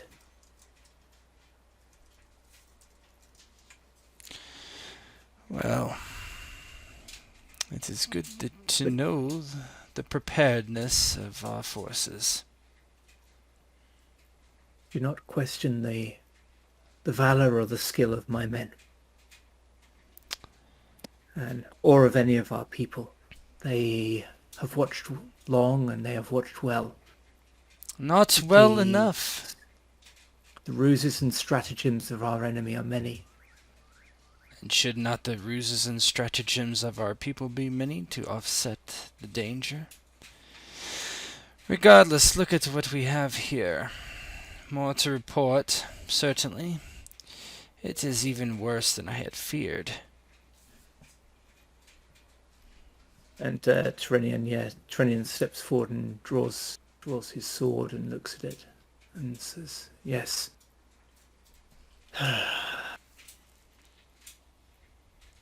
Men, beware the trees.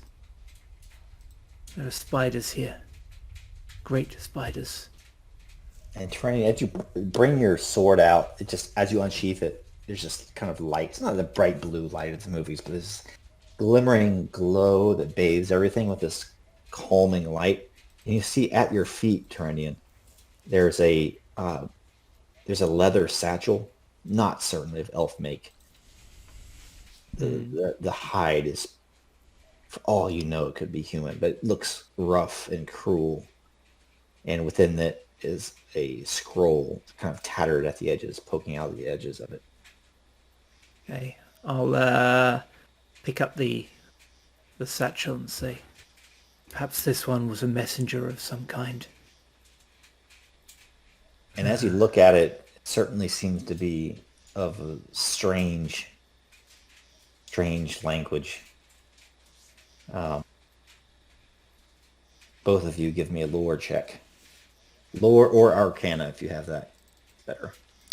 Oh, I definitely don't have either. Yeah. Oh, my character sheet's gone blank. Okay. I'm going to go for lore, I think.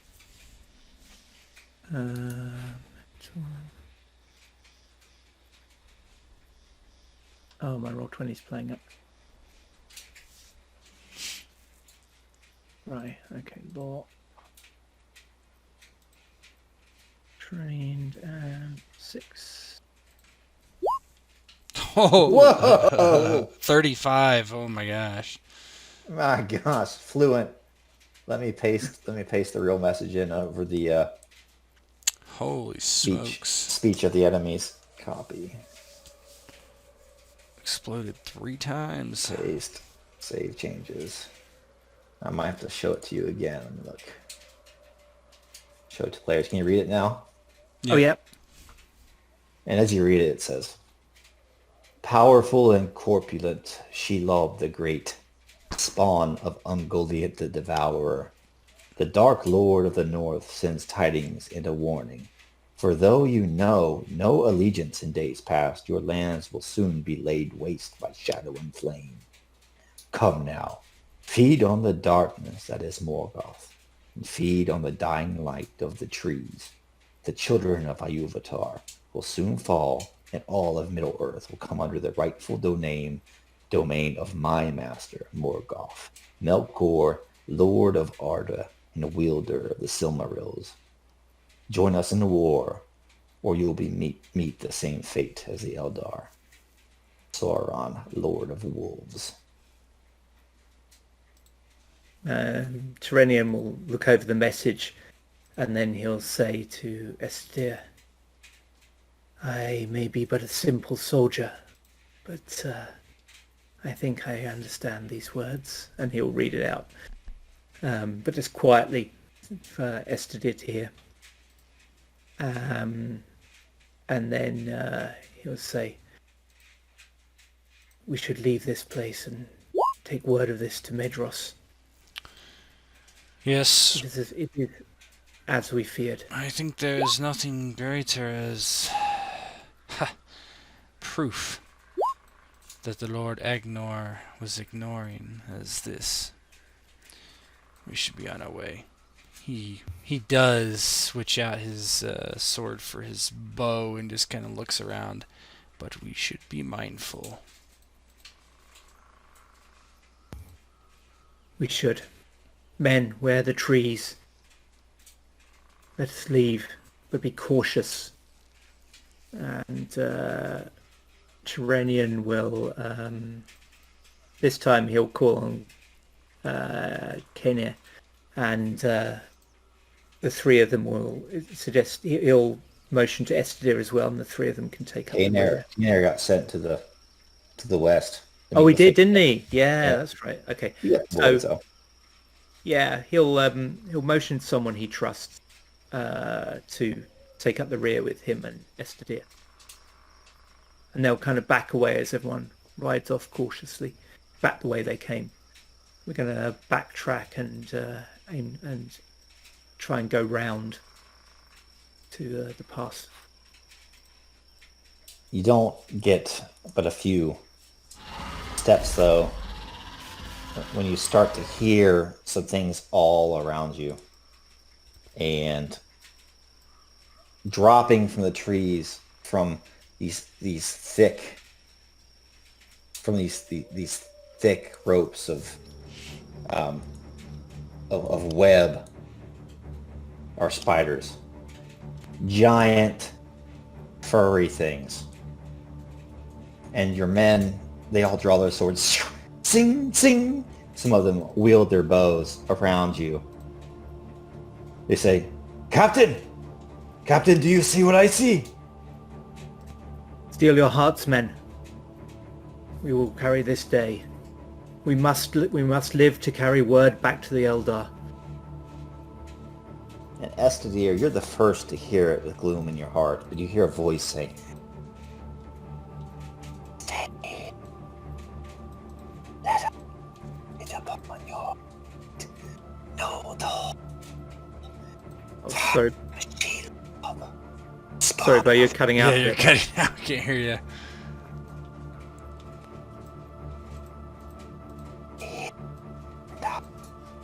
No. I think because you're so quiet, it's having trouble picking you up and kind of cutting out. Probably so. And let's roll initiatives. And narratively, all your guys are kind of fighting as well, right? Mm-hmm. So my initiative takes a hardship because it's a mental skill. Because of Galadriel. There you go. Wasn't too bad. Only -3. Not too bad.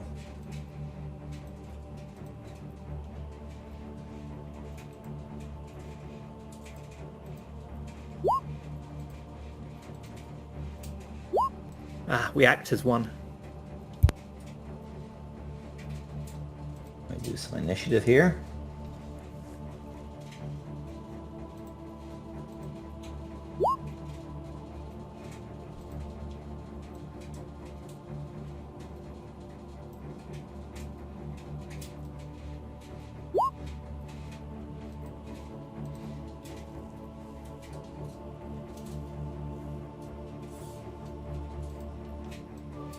Got to reload roll 20, it's acting up a bit.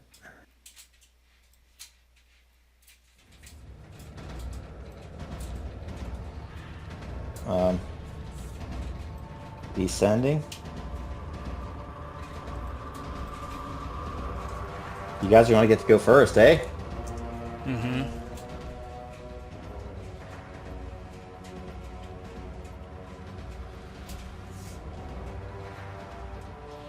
.22 0.18. Let me go down and put my numbers in. My reactions are boop, boop, boop, boop, boop, or my senses are 3. I don't know what his is. If you want to break the tie, or if you care.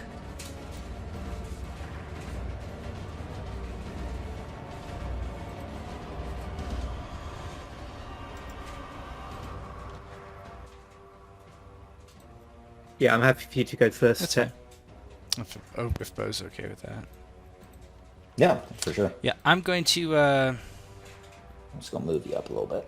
Here we go. Got time to char aim really. I'll just. End up badly. We got a bad tradition of spiders and Yes, we definitely do. Tolkien games. We definitely do. I'll go ahead and shoot this one here. Yeah.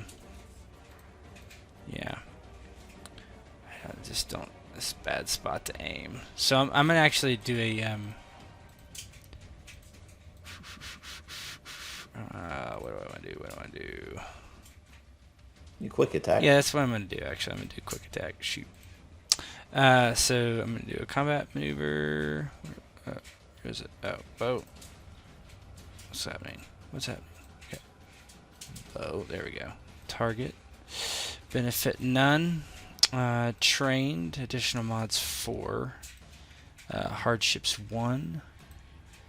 He's at medium range for me, I believe. He's at 4 hexes away. My bow is 8, so that's medium. It's a hit to the torso. So Alright. his base defense is worked in there, right? Yep. So it's 18 plus 4, so 22, and then depends on what his armor is and stuff. His armor is. He got natural armor. I think he got some natural armor. Let me check and look. Equipment. Yeah, 2 throughout. So what? 16. Is it piercing? If it is, I have it by 1. Yeah, he has 2 of slashing, piercing, bludgeoning. Yeah, so I have it by everything. 1 because I have the piercing trait. His wound level is 12. So tell me what you do to kill this guy. He's a minion. Oh yeah, so he just takes 1 damage. Yeah, he just shoots it through the eye. Just whoosh. Oh, that was the guy that would go next too. Yeah, just puts it in the eye. Nice. I'll just bump my guy up too. Yeah, he takes like a real quick shot. Just quickly pulls one out of the quiver and just kind of shoots from the hip without even aiming at all, and it just goes right through its face.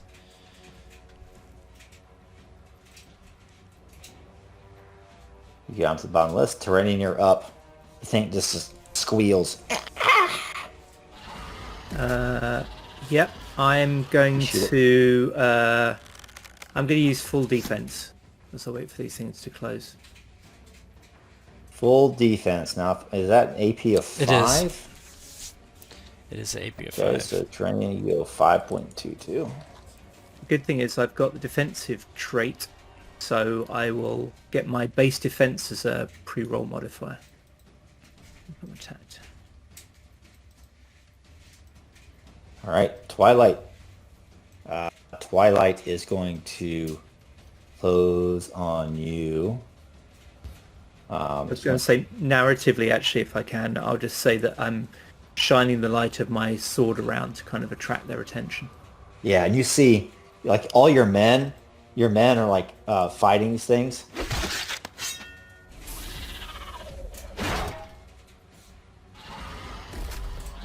And none of them have fallen. Like, they're striking several of these things down. They hack off their legs, and one of them hacks off one of their heads, and this green venom sprays out. Doesn't hit you guys, but it's just like fumes in the air. Because it's not nighttime, but the foliage around you is so dense and dark that barely any sunlight reaching you. Twilight's going to boom, boom, boom. 4, she's going to run here. So that's going to be so she's running here, and it's going to take 4 APs from her. 4.14. Guess she's a her. And Screech is up. 2, 3. She's going to 1, 2, 3. Just move 3 here. 3.09, 3.09.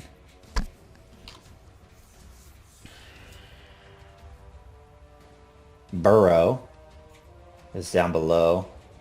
Terenion's getting ganged up on. 1, 2, 3, 4, 5. Yep. Yeah, Terenion's gonna 1, 2, 3, 4, 5.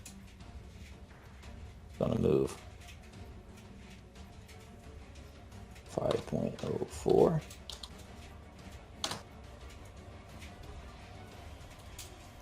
Me again, I So think, yeah. Estedir, it's your turn again. I'm going to do another...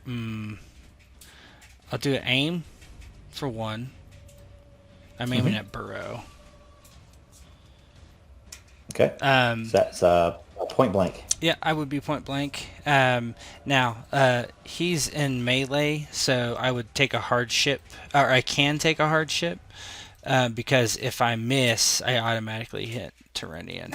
If they haven't technically exchanged blows yet, does that count? There's no rules for that, but it's if they're engaged, which they are engaged. Okay, that makes sense. Okay, good. Okay, so I'm not going to take the hardship, so if I miss, I hit Terenion.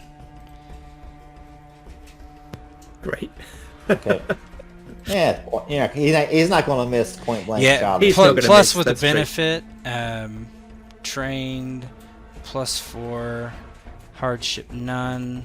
Yeah, point blank shot. I should not miss. I do not.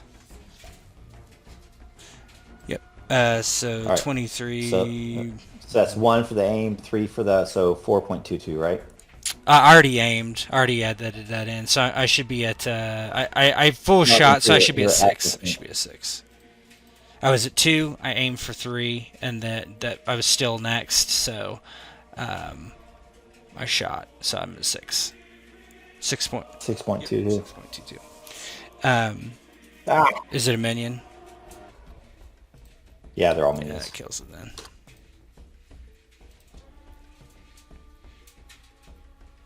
Yeah, he just kind of leans over Terenion's shoulder and just point blank puts an arrow in the back of its neck.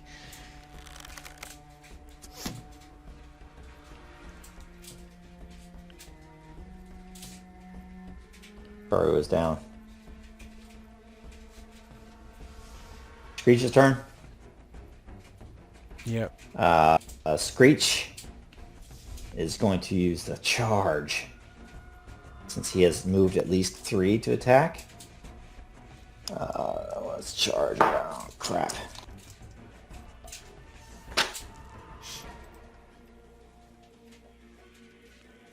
He gets a hardship, but doubles his post-roll modifiers, I think. Yeah. Yeah, my paper notes have failed me. No, he gets, right. so... Yep. You're right. It's hardship, but double post-roll modifiers. Yep.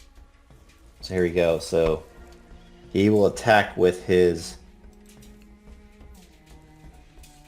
pinchers. Benefit none. And yes.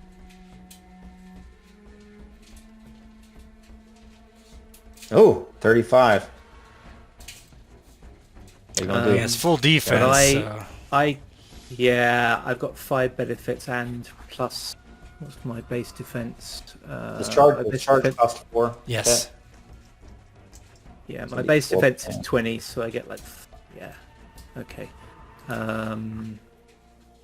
So, where's my? Should it be on the combat menu? I guess, what can I use? Can I just use... Full defense, you use parry or dodge. Dodge. I was wondering if I can use parry. Can I use parry with these guys? Oh, I guess I've got my shield, haven't I? So I can use that too, yeah. You gain 5 benefits to defensive actions with parry dodge subtype. I don't know if that's exactly how it should be read, but yeah, that's fine. Yeah, that's what it Okay. reads. That's what it reads. So I made it do that. Then 5, and I also get a plus 20. My trait. What the hell? Yeah, because he's got defensive, I think. Damn. Oh, man. What's it look like as this thing charges you and just... Yeah, so Terenion kind of leaves himself open, and then just last minute he sets his shield and just puts the tip of the shield just slightly into the ground, so it's really solid as this thing slams into it. And it's like hitting a wall. Twilight does the same thing. Because he ran. He's going to have to take not only a hardship, but a -3, I believe, to his attack since he was running. Learning this fucking system. Oh yeah. This is first age, so I'm allowed to drop that F-bomb. And third age, you have to be wholesome. It's a more edgy age. And this one's going to use claws, which has entangle. That's why you were asking me about grappling. I don't want to give it away. Where are the grappling rules again?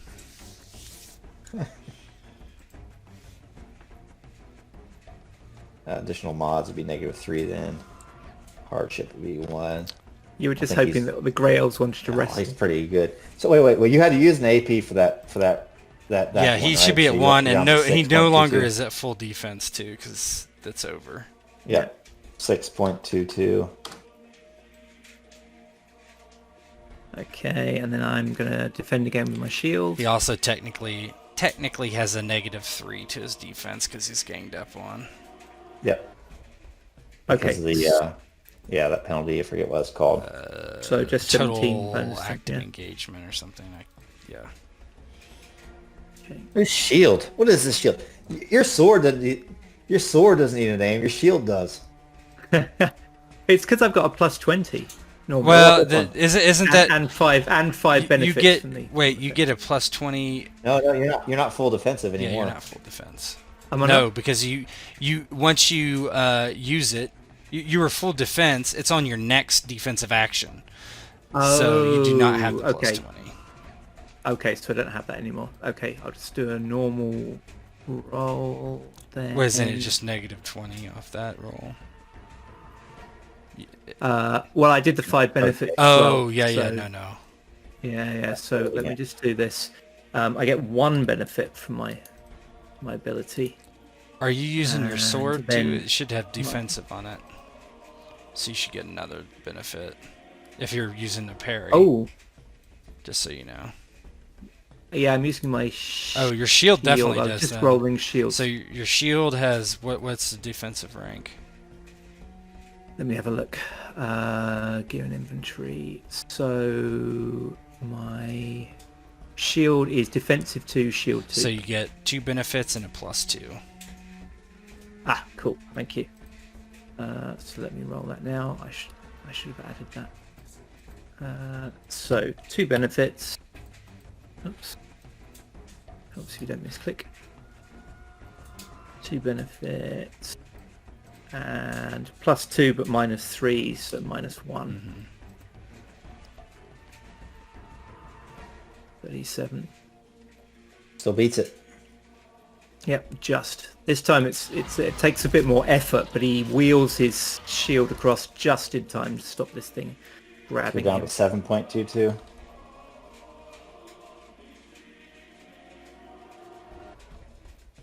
So both of these things, Estedir, you see your uncle just being a baller, holding these things at bay with his shield. Mm-hmm. And his attack was a charge, so it's 8.14.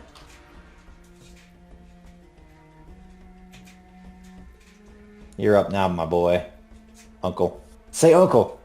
Unks. Okay, so yeah, I'm going to attack Screech. I think I will take. I'm going to take a.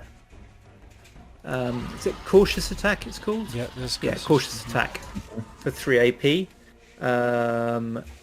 Is this Arthur Reborn or what? You must be Arthur's dad.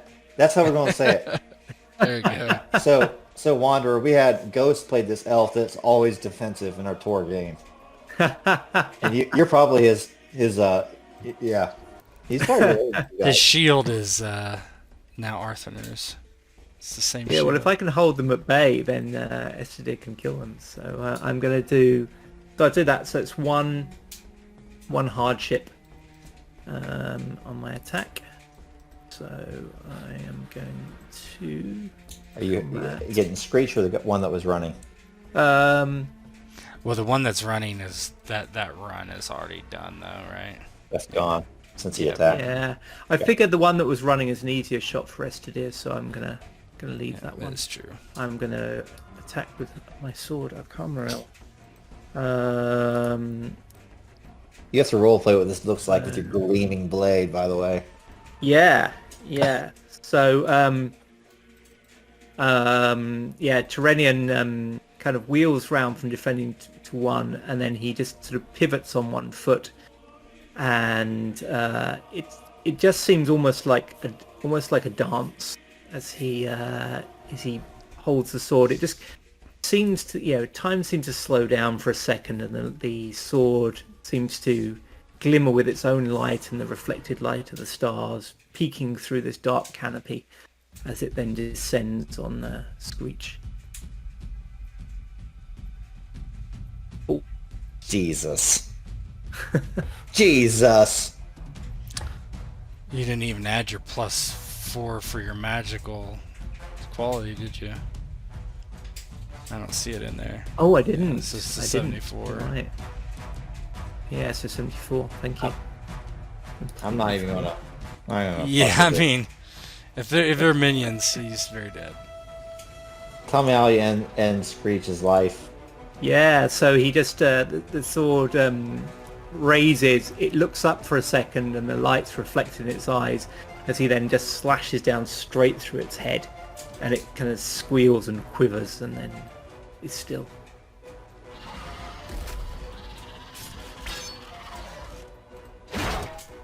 Boom! Just drive your blade through its... And your men around you are fighting as well. And they're just... They look to Terenion as he finishes off this one, and they are gladdened. Their hearts are lifted. What's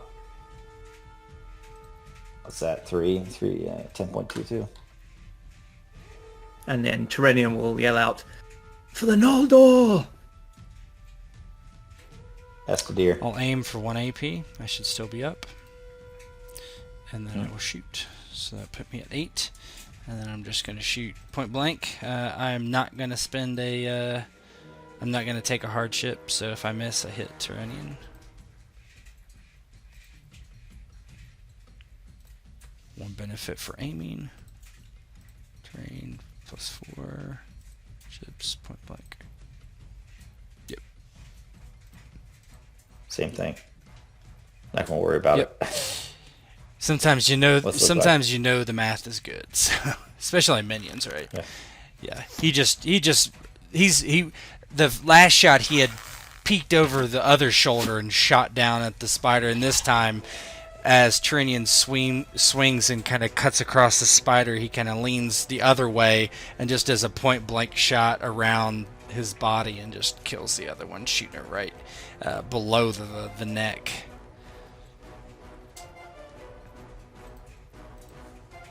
Nice. You finish that one off, and all around you guys, the same thing starts to be going on. There's these spiders and your men kind of in battle, and then you guys kind of hear something like coming through the undergrowth, and like the trees in front of you down the path, they just bow under some weight. And they crash, and you see a hulking form of something just imaginably awful. This thing is 3 times the size of any of the other spiders you faced, and just fear flows before it like a wave. And I want you guys all to make a Courage. fear check. Terrifying form. Yeah. So we got to make a courage roll. So yeah, it's going to be courage. Let me pull it up here.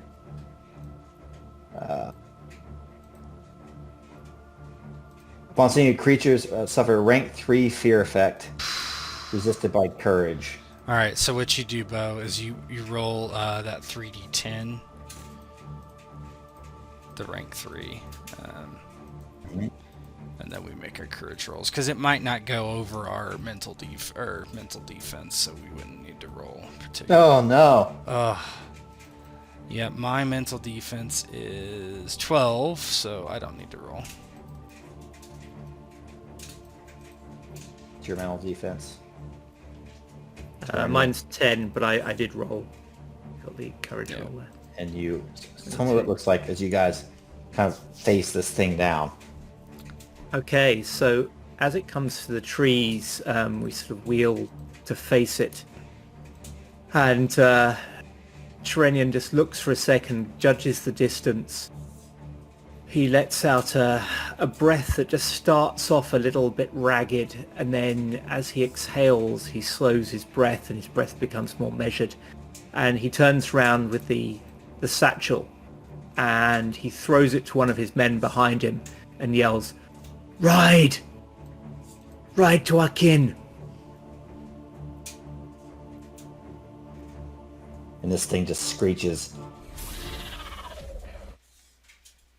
And you want to face it, so it's going to roll initiative. Well, it would, it rolls initiative, and then it comes in at an AP, the highest, +1, the highest AP. That's technically how you add things into initiative. Just so you know.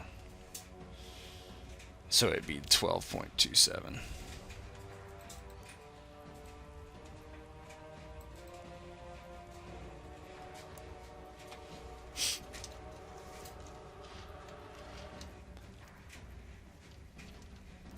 Nice. So Terenion, you're up. Um, And all your boys are around you fighting still. They're all just kind of like gearing up, right? yeah, are they're not in any position to run. Oh yeah, yeah. You can send the rider off if you want. You send the rider off. Definitely. I'm just not about running 12 people beside you. No. I just wanted to see. I was hoping they could all run for it, but what do we gauge about this creature's speed? Give me a lore check Okay. or Arcana. I don't have much in the way of Arcana, but I do have lore. So I get +6 on lore. I got a right ability because it gives me an idea. Like, It looks big and long legs. I'll tell you that. Oh, I almost gave myself 6 benefits there. Hold on, give me a sec. Lore, 0 benefits, but So I didn't even know this till I was putting this game together yesterday. But Shelob, it's mentioned in the books that she lived for a time with Ered Gorgoroth in Delaria. oh god. Nice. 15. You don't know much, but it looks big and fast. it does look fast. Okay. It's just big. It's like probably can cover ground quickly. You know. Yeah. You could have. Okay. Yeah.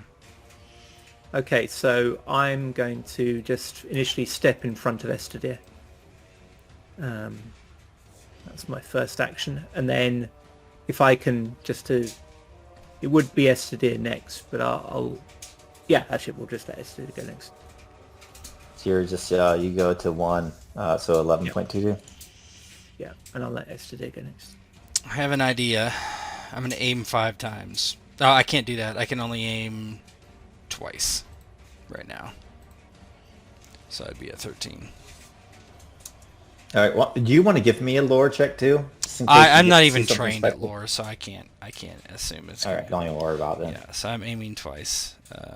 I think Terenion should be at like 12 or something, right? Did you move your AP? No, I was okay. No, I have it. Yeah. Okay, I'm going to go. What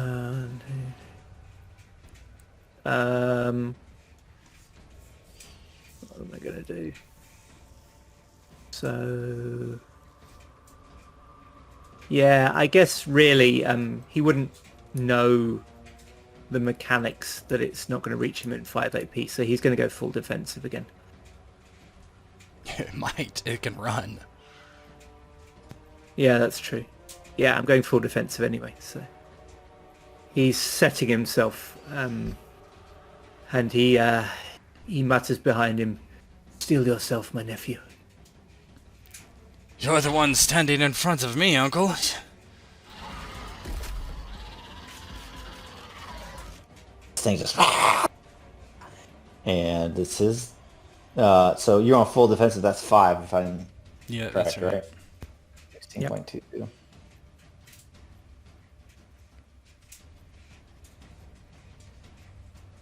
This is what I always want to do in a Lord of the Rings game. Got Sheila. Yeah, her speed is 2. So 1, 2, 3, 4. She can move 10 5. for just 5 AP without a run. 6, 7. So you round down, right? So it take 4 RP to engage you guys. Am I right about that? How far away is she? 9? 7. So 7. Oh, yeah.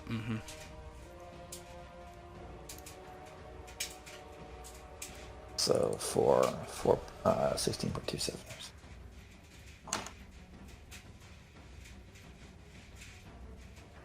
You bring her at the bottom.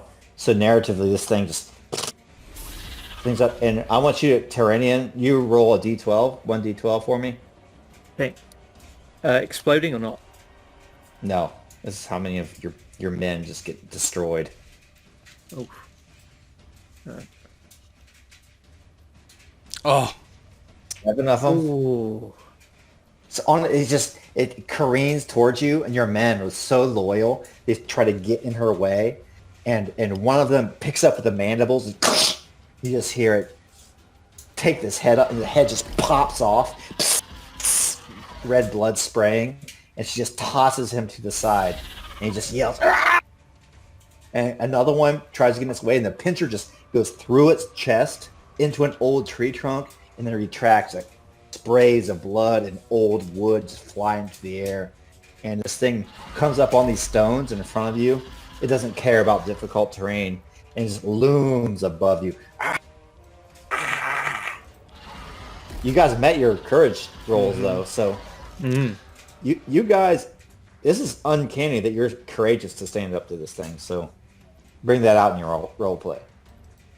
Estedir, your turn. Estedir just is. This thing's obviously, like, I'm not saying mechanically big, but big, right? Mm-hmm. Yeah. Okay. He's already got this golden haired. I forgot this golden haired bowstring pulled back.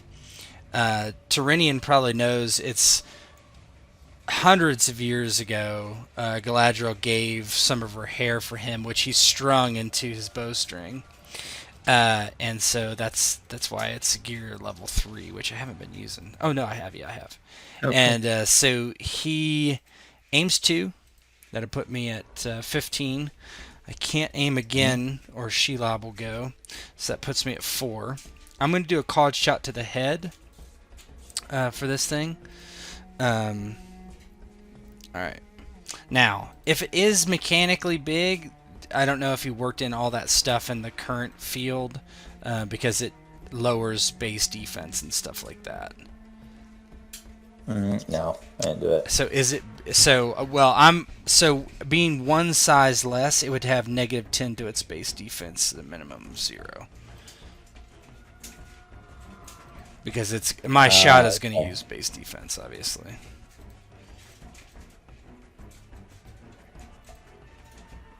Okay, so it'd be I'll just lower it on the sheet. Just then. lower it on the current. Got it. And that's only 2 things that are one size lower, right? Which will be this combat, so I'll just leave it that way. Yeah, right. Okay, so I'm going to shoot bow. Benefit 4 for all those aims. Trained. Additional mods 4. Now he's engaged in melee, so I'm not going to take the hardship. I don't expect to miss this thing. I'm point blank. Oh, not a good roll. Oh, is it? It's at -20 now. After it. Oh. Yep. Okay. So I hit its head. It's a power level above you guys. Oh crap. You know what? I did not take my hardships, so I get a roll. 2d10. Okay. 11. So it's still. So I hit. I hit its head. Does meat beat? Does meat beat? Meat does beat, yes. Okay, so it takes an injury. Well, okay, so all right, so well, no, I hit it. I got an 11. So because I subtract the 20 is subtracted in, right? So 11. So it's 11. What does it have on its head? Natural armor 4. Okay, piercing. So it'd be 2. So I'm at 9. Then I hit it in the head. That's plus 5. So 14. 14 is an injury. That's just an injury. Yeah. Yeah, exactly, Jack Black. You're right. Yeah, he did. Injury 1. Yeah, he hits it in the head, and I don't know. It probably like rears back a bit, and Estedir's like, "Uncle, this may be beyond us." And Terenion will be calling out to his men, "Fall back, fall back!" There's only, 5 of them left. Yeah, exactly. Yeah, he's going to be... I got to decide with my other actions if I want to kill your guys or kill you. Decisions. So, Estedir, so you have a 18 point? No, that was a college shot. I'm at 19. I was just checking the AP cost. I think it's easier to manually just change them around than trust the roll 20 to sort them for you. I don't trust him to sort, yeah. Yeah, it does it wrong all the time. Hey, Uncle, you're up. Okay, so... Full defensive, by the way. Yeah, I'm going to stay full defensive. I'm just going to try and survive it and give Estedir a chance to attack. So, full defense again. And meanwhile, I'm just yelling at the men. You can just wait, right? You can just delay and not have to spend so many APs? Yeah, I'd rather get that full defense because it's going to be... Yeah, you can just wait. You can just delay for 1. I could, but I want to actually try and withstand its attack, and it's probably going to be horrendous. So, yeah, I'm just trying to get behind my shield and just... No, he's saying you could delay and keep full defense, because you keep full defense until you either make an offensive action or a defensive action. Yeah, you can keep, and that'll bring you to 17. Which I didn't realize delay did let that. me read Okay. how it works, because that's the way it should work. But full defense. Let me just see how it reads. I'm about to have another cocktail after this. Character. I don't know you guys facing Shelob. Take a complete defensive stance. You're like, if a hobbit can take her, I can take her. Character gains 5 units. Until their next action. No, he needs to do it again. At least as written currently. Okay. Yep. So you need to get another 5. Yep. 21.22. I think it's fair though, because it's such a powerful... If you have a shield, certainly. action. Yeah, and particularly with my ability, so I think having to spend the 5 AP. Yeah, I mean, you're going to have 7 benefits for your shield and plus the... At least, right? I don't know what else 20. you have. Yeah. Yeah, I've got the plus 20 as well, so yeah. She might just kill you though. Yeah. She has a -3 at least, because I shot her in the head. She's a PL3 monster. We're fucked. Probably, I don't know if she's fully built. If she's fully built, we're really fucked. She's fully built. Oh. It's not even a foe. Yeah. She ain't no foe. Yeah, I agree. Shelob. I agree. I thought maybe it was like Shelob's psych. It's like Shelob's No, friend. it's in the book, son. I thought it might be like Shelob, younger It's like in the Shelob. books, like she spent all of her years in Ered Gorgoroth, and then she went to Mordor. Like, oh, wow. What can I make with this? Well, at least you have a good defense here. I'm not going to be able to do All right, anything. she gets 2 benefits. 2 benefits. She probably has natural weapon with like poison and stuff, all that kind of crap. Poison and entangling. She gets to pick whichever one she wants. They happen all at the same. Yeah, you definitely do. Yeah, they happen simultaneously. I mean, it's not one or the other really. If you would have a different natural weapon for entangling technically. Yeah, I got kind of lazy though. Yeah. I didn't want to make another one for claws, so I just figured I'd pick. That's fine. Yeah. Okay. Poison. So, okay. Poison if you hit. Shields. I've got 7 benefits. I've got plus 41 is not that good. 22. Not that good. I don't want to put the plus in. Drop 7. Yes. Oh. Fuck off, Shelob. Fuck off, Shelob. That's just so you get a 20.22. Yeah, he would be at 20. Or what? I mean, he would be. Well, not me. Estedir would go. Oh, sorry. Not me. Yeah. He I think I was at 21, which is about right. You go 22.22. Yeah, 'cause he defended. Oh, yes. I think she'll hammer at you again. But she cannot. Does he get defensive this time? No. No. So she can attack twice before. Oh, because he was so high. Yeah. Mm-hmm. He was just. He can actually aim and attack him. So that's what she'll do again. Yeah, so sure it'll be plus 4, 22.27. So.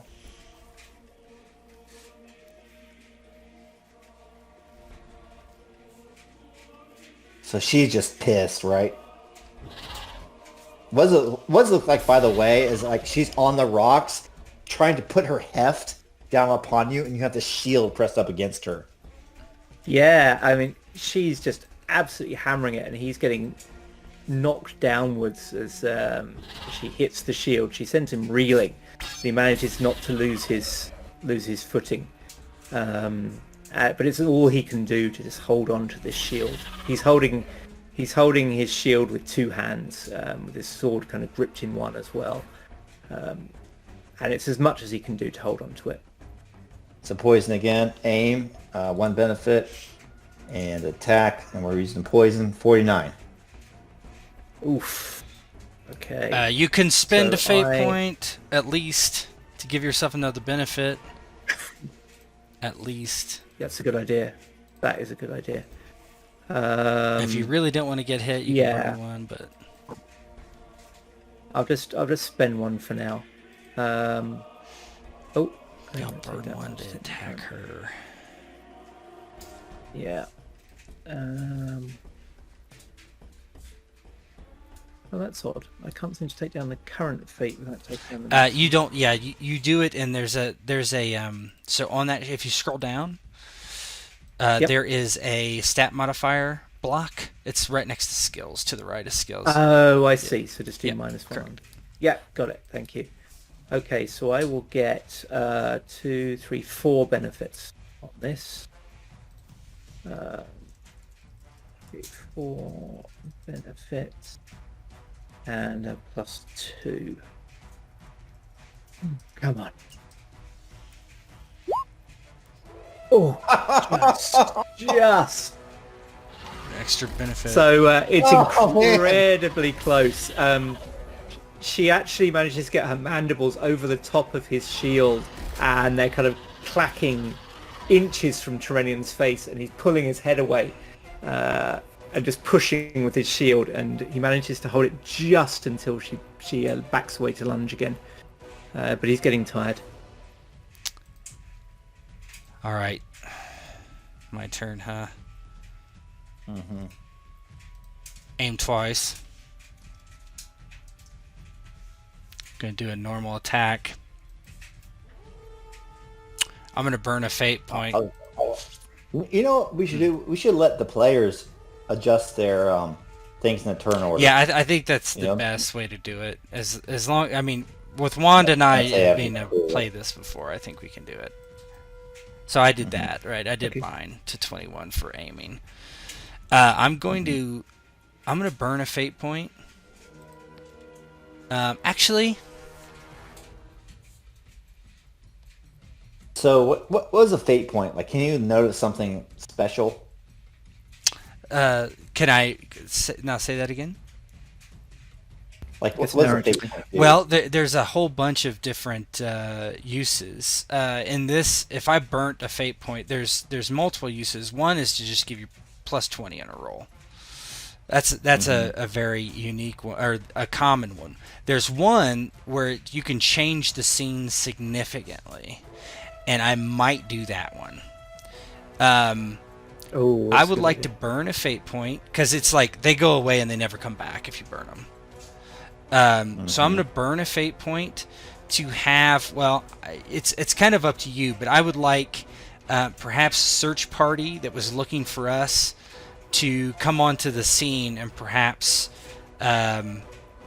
save our asses. I have one better. Okay, sure, if you yes, allow me to absolutely. interject. You hear kind of almost as ethereal sound. You hear. I don't know if Yeah. you hear that.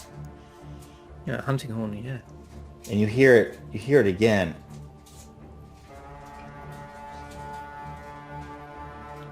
And Terenion, tell me what it looks like as you're fighting this spider.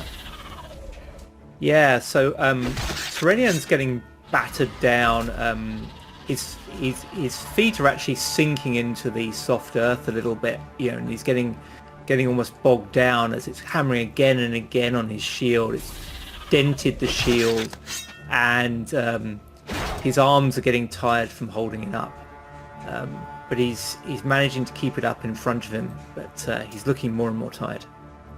You see almost as it's like riding along the trees as you're fighting this thing. This ethereal form on a stag seemed to be made of light. And you hear this horn just ring out in the distance.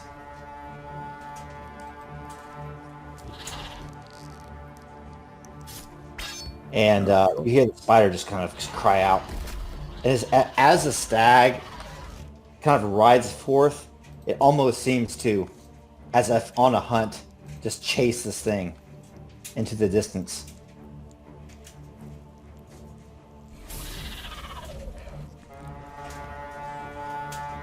And Terenion just kind of sags down onto one knee out of exhaustion, but then when he's there he puts his shield down and rests upon the hilt of his sword and gives thanks to the Valar. Yeah. If it's that big, yes, this is a good use of a fate point. So tell me how this role plays out. Yeah, Estedir, he's just can't believe that It's this. freaking weird. Like, he didn't even care about you. He just... Yeah, he just. We should go. We should leave, Uncle. Are you all right? And Terenion nods and kind of hauls his shield up. Seems to weigh a ton because his arms are so tired. And he turns to his men and says, "To horse! To horse! We ride for the paths!" And then he turns and with actually some warmth he claps Estedir on the shoulder and says, "Come, my nephew." He just nods. He's a Yeah. bit like shaken, but yes, let's go. "We may not see eye to eye, but our shared blood emerges on the battlefield." Well, perhaps this will be my new harp after all. He looks down at it and looks at the golden strings on the bow. And Terenion again gives that rare, genuine smile and says, "I think it plays a sweeter tune. And then he whistles for his horse, which rides up, and he swings himself into the saddle. Yeah, Estedir goes and gets his mare and hops on and let's go. And he kind of throws his bow back behind his back, and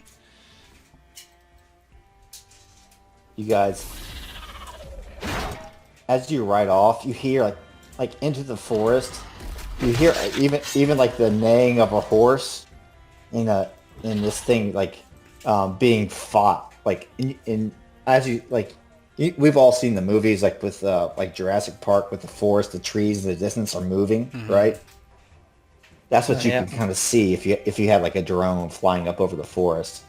Nice. Is this Orome just chasing Shelob through this forest after her, and eventually you kind of come down through the mountains. You're not even in Ered Gorgoroth because they technically should not be this far north, but eventually you come down into the lands of Maedros. And let me grab your tokens here, and we'll move you along. I did make a boo-boo about one roll, about the hazard roll. You should have rolled more than 3 dice. You should have rolled 5, keep 3, I think, instead of 3 deep. It's something like it's PL plus. You add the power level of it. I totally forgot that because I changed that recently. Well, I think you guys did pretty good anyway. Well, I didn't even roll, but my fortitude's pretty good. But so you come down on the other edge of the mountain ranges here, let's say, and I'll let you give a little bit of role play before we go down to the realm of Maedros. Yeah, Estedir has been pretty silent ever since they left. He feels like that could have been the end of his and his uncle's life, and kind of feels a bit, I don't know, emotionally spent. Just like this is one of the times where he was greatly lucky to be alive. He actually, his mind starts brewing, thinking of things that he's done in the past, some regrets he's had, and that sort of thing becomes kind of introspective for a while as they ride away.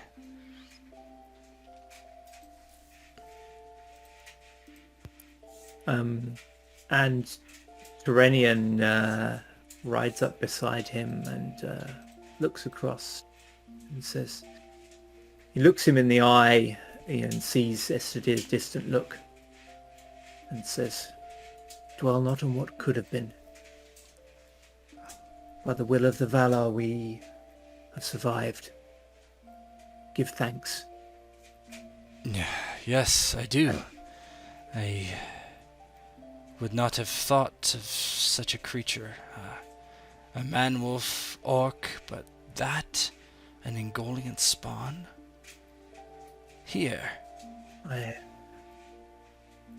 I've never seen such a thing. And yes, so far north, so far away from the Ered Gorgoroth. It is doubly concerning. And as they sort of ride out of the forest and onto the sort of the western slopes of the mountain, the eastern slopes of the mountain, Terenion will linger back a little bit to take up the rear guard. And as Estedir rides forward a little bit, he says to him, "Estedir, lead the men down." What are you going to do? "I will take up the rear. I will watch here for a little to make sure nothing follows us." I do not think that thing would... I do not think it can. That was Orome. Yes, perhaps some of the smaller ones. And then he nods to you, and you get the impression that actually this is just an excuse because he wants you to lead the men and have them see you in the lead for a moment. Yeah, he just... Yes, fine. And he, rides off in front, and doesn't even notice his is behind herding, and he does so, leading them down without really saying anything, but riding at the front.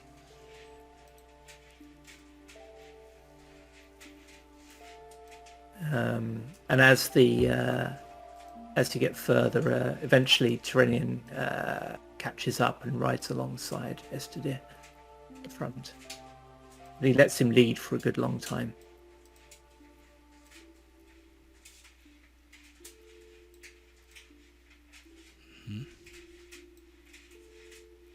Eventually, you come down out of the mountains towards the realm of Himring. There are low hills, and through that next day, you pick your way along those hills, and an area word is spoken. There are only 5 of your companions left of the 12 that came with you, Terenion. Brave men and women who fell through the fangs and the mandibles of Shelob. 1 minus their head. And so there's not very much cheerful talk to be had. And eventually you enter into Himring, into the realm of Maedros, and an elf escort meets you and escorts you into the court of Maedros. You see a man upon a high throne there, not unlike the throne of Aegnor and Angrod. But this man has crimson hair. As he stands to greet you, you notice that he is missing his right hand, where his right hand used to be. It's just a stump. Well met. My kin from Dorthonion has come to Himring, it seems. To what do I owe this honor? For nary, for rarely does the House of Fingolfin honor us in this way with a meeting from his kindred. And Terenion will bow and say, my lord Maedros, I bring word from my lords Aegnor and... Was it Aegnor and... Aegnor and Angrod. Angrod, thank you. We wish to partake of your counsel. I have myself seen servants of the enemy on the move. My nephew here has seen others. In my case, werewolves. In his case, orcs. And now, on our way here to speak with you, we have seen great spiders, including one of huge size and terrible power, come north from the Ered Gorgoroth. And I'll take out the satchel and say, here, we found a messenger from our foe that the spiders had killed. And I'll hand over the message. He descends from his throne. Clank, clank, clink. You hear his heavy bootsteps on the marble floor, and he takes the scroll from you and starts to read it. And as he does so, many of his house and some, indeed, that you may even find familiar, come out from behind his throne and scene will fade to black at that point as you hand the message to Maedros. Maedros would have been High King of the Nodor, but he gave up that title after, as Tet said, he was what? A ginger that got hung on a cliff for a while.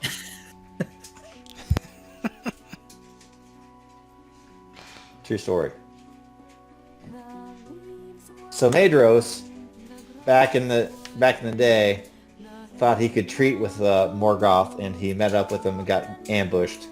They captured him. They hung him on a cliff for like years and years by his hand. And the only way that Finrod, I think it was Finrod, could rescue him was cut his hand off. So he only has one hand. Cool.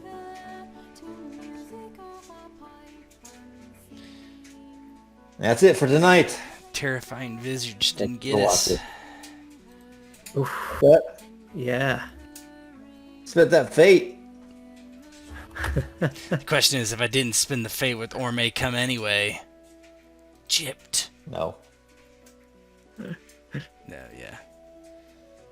That's the first time I've seen anybody use fate to do something like that instead of just plus 20 to a roll. Nice. Or That's something. much better.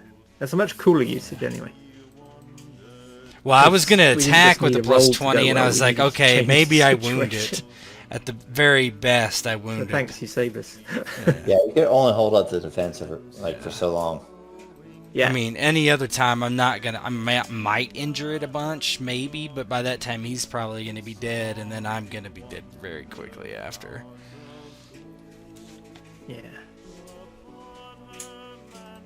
Yeah. I was curious with this character as having seen how easy it is to get wounded and then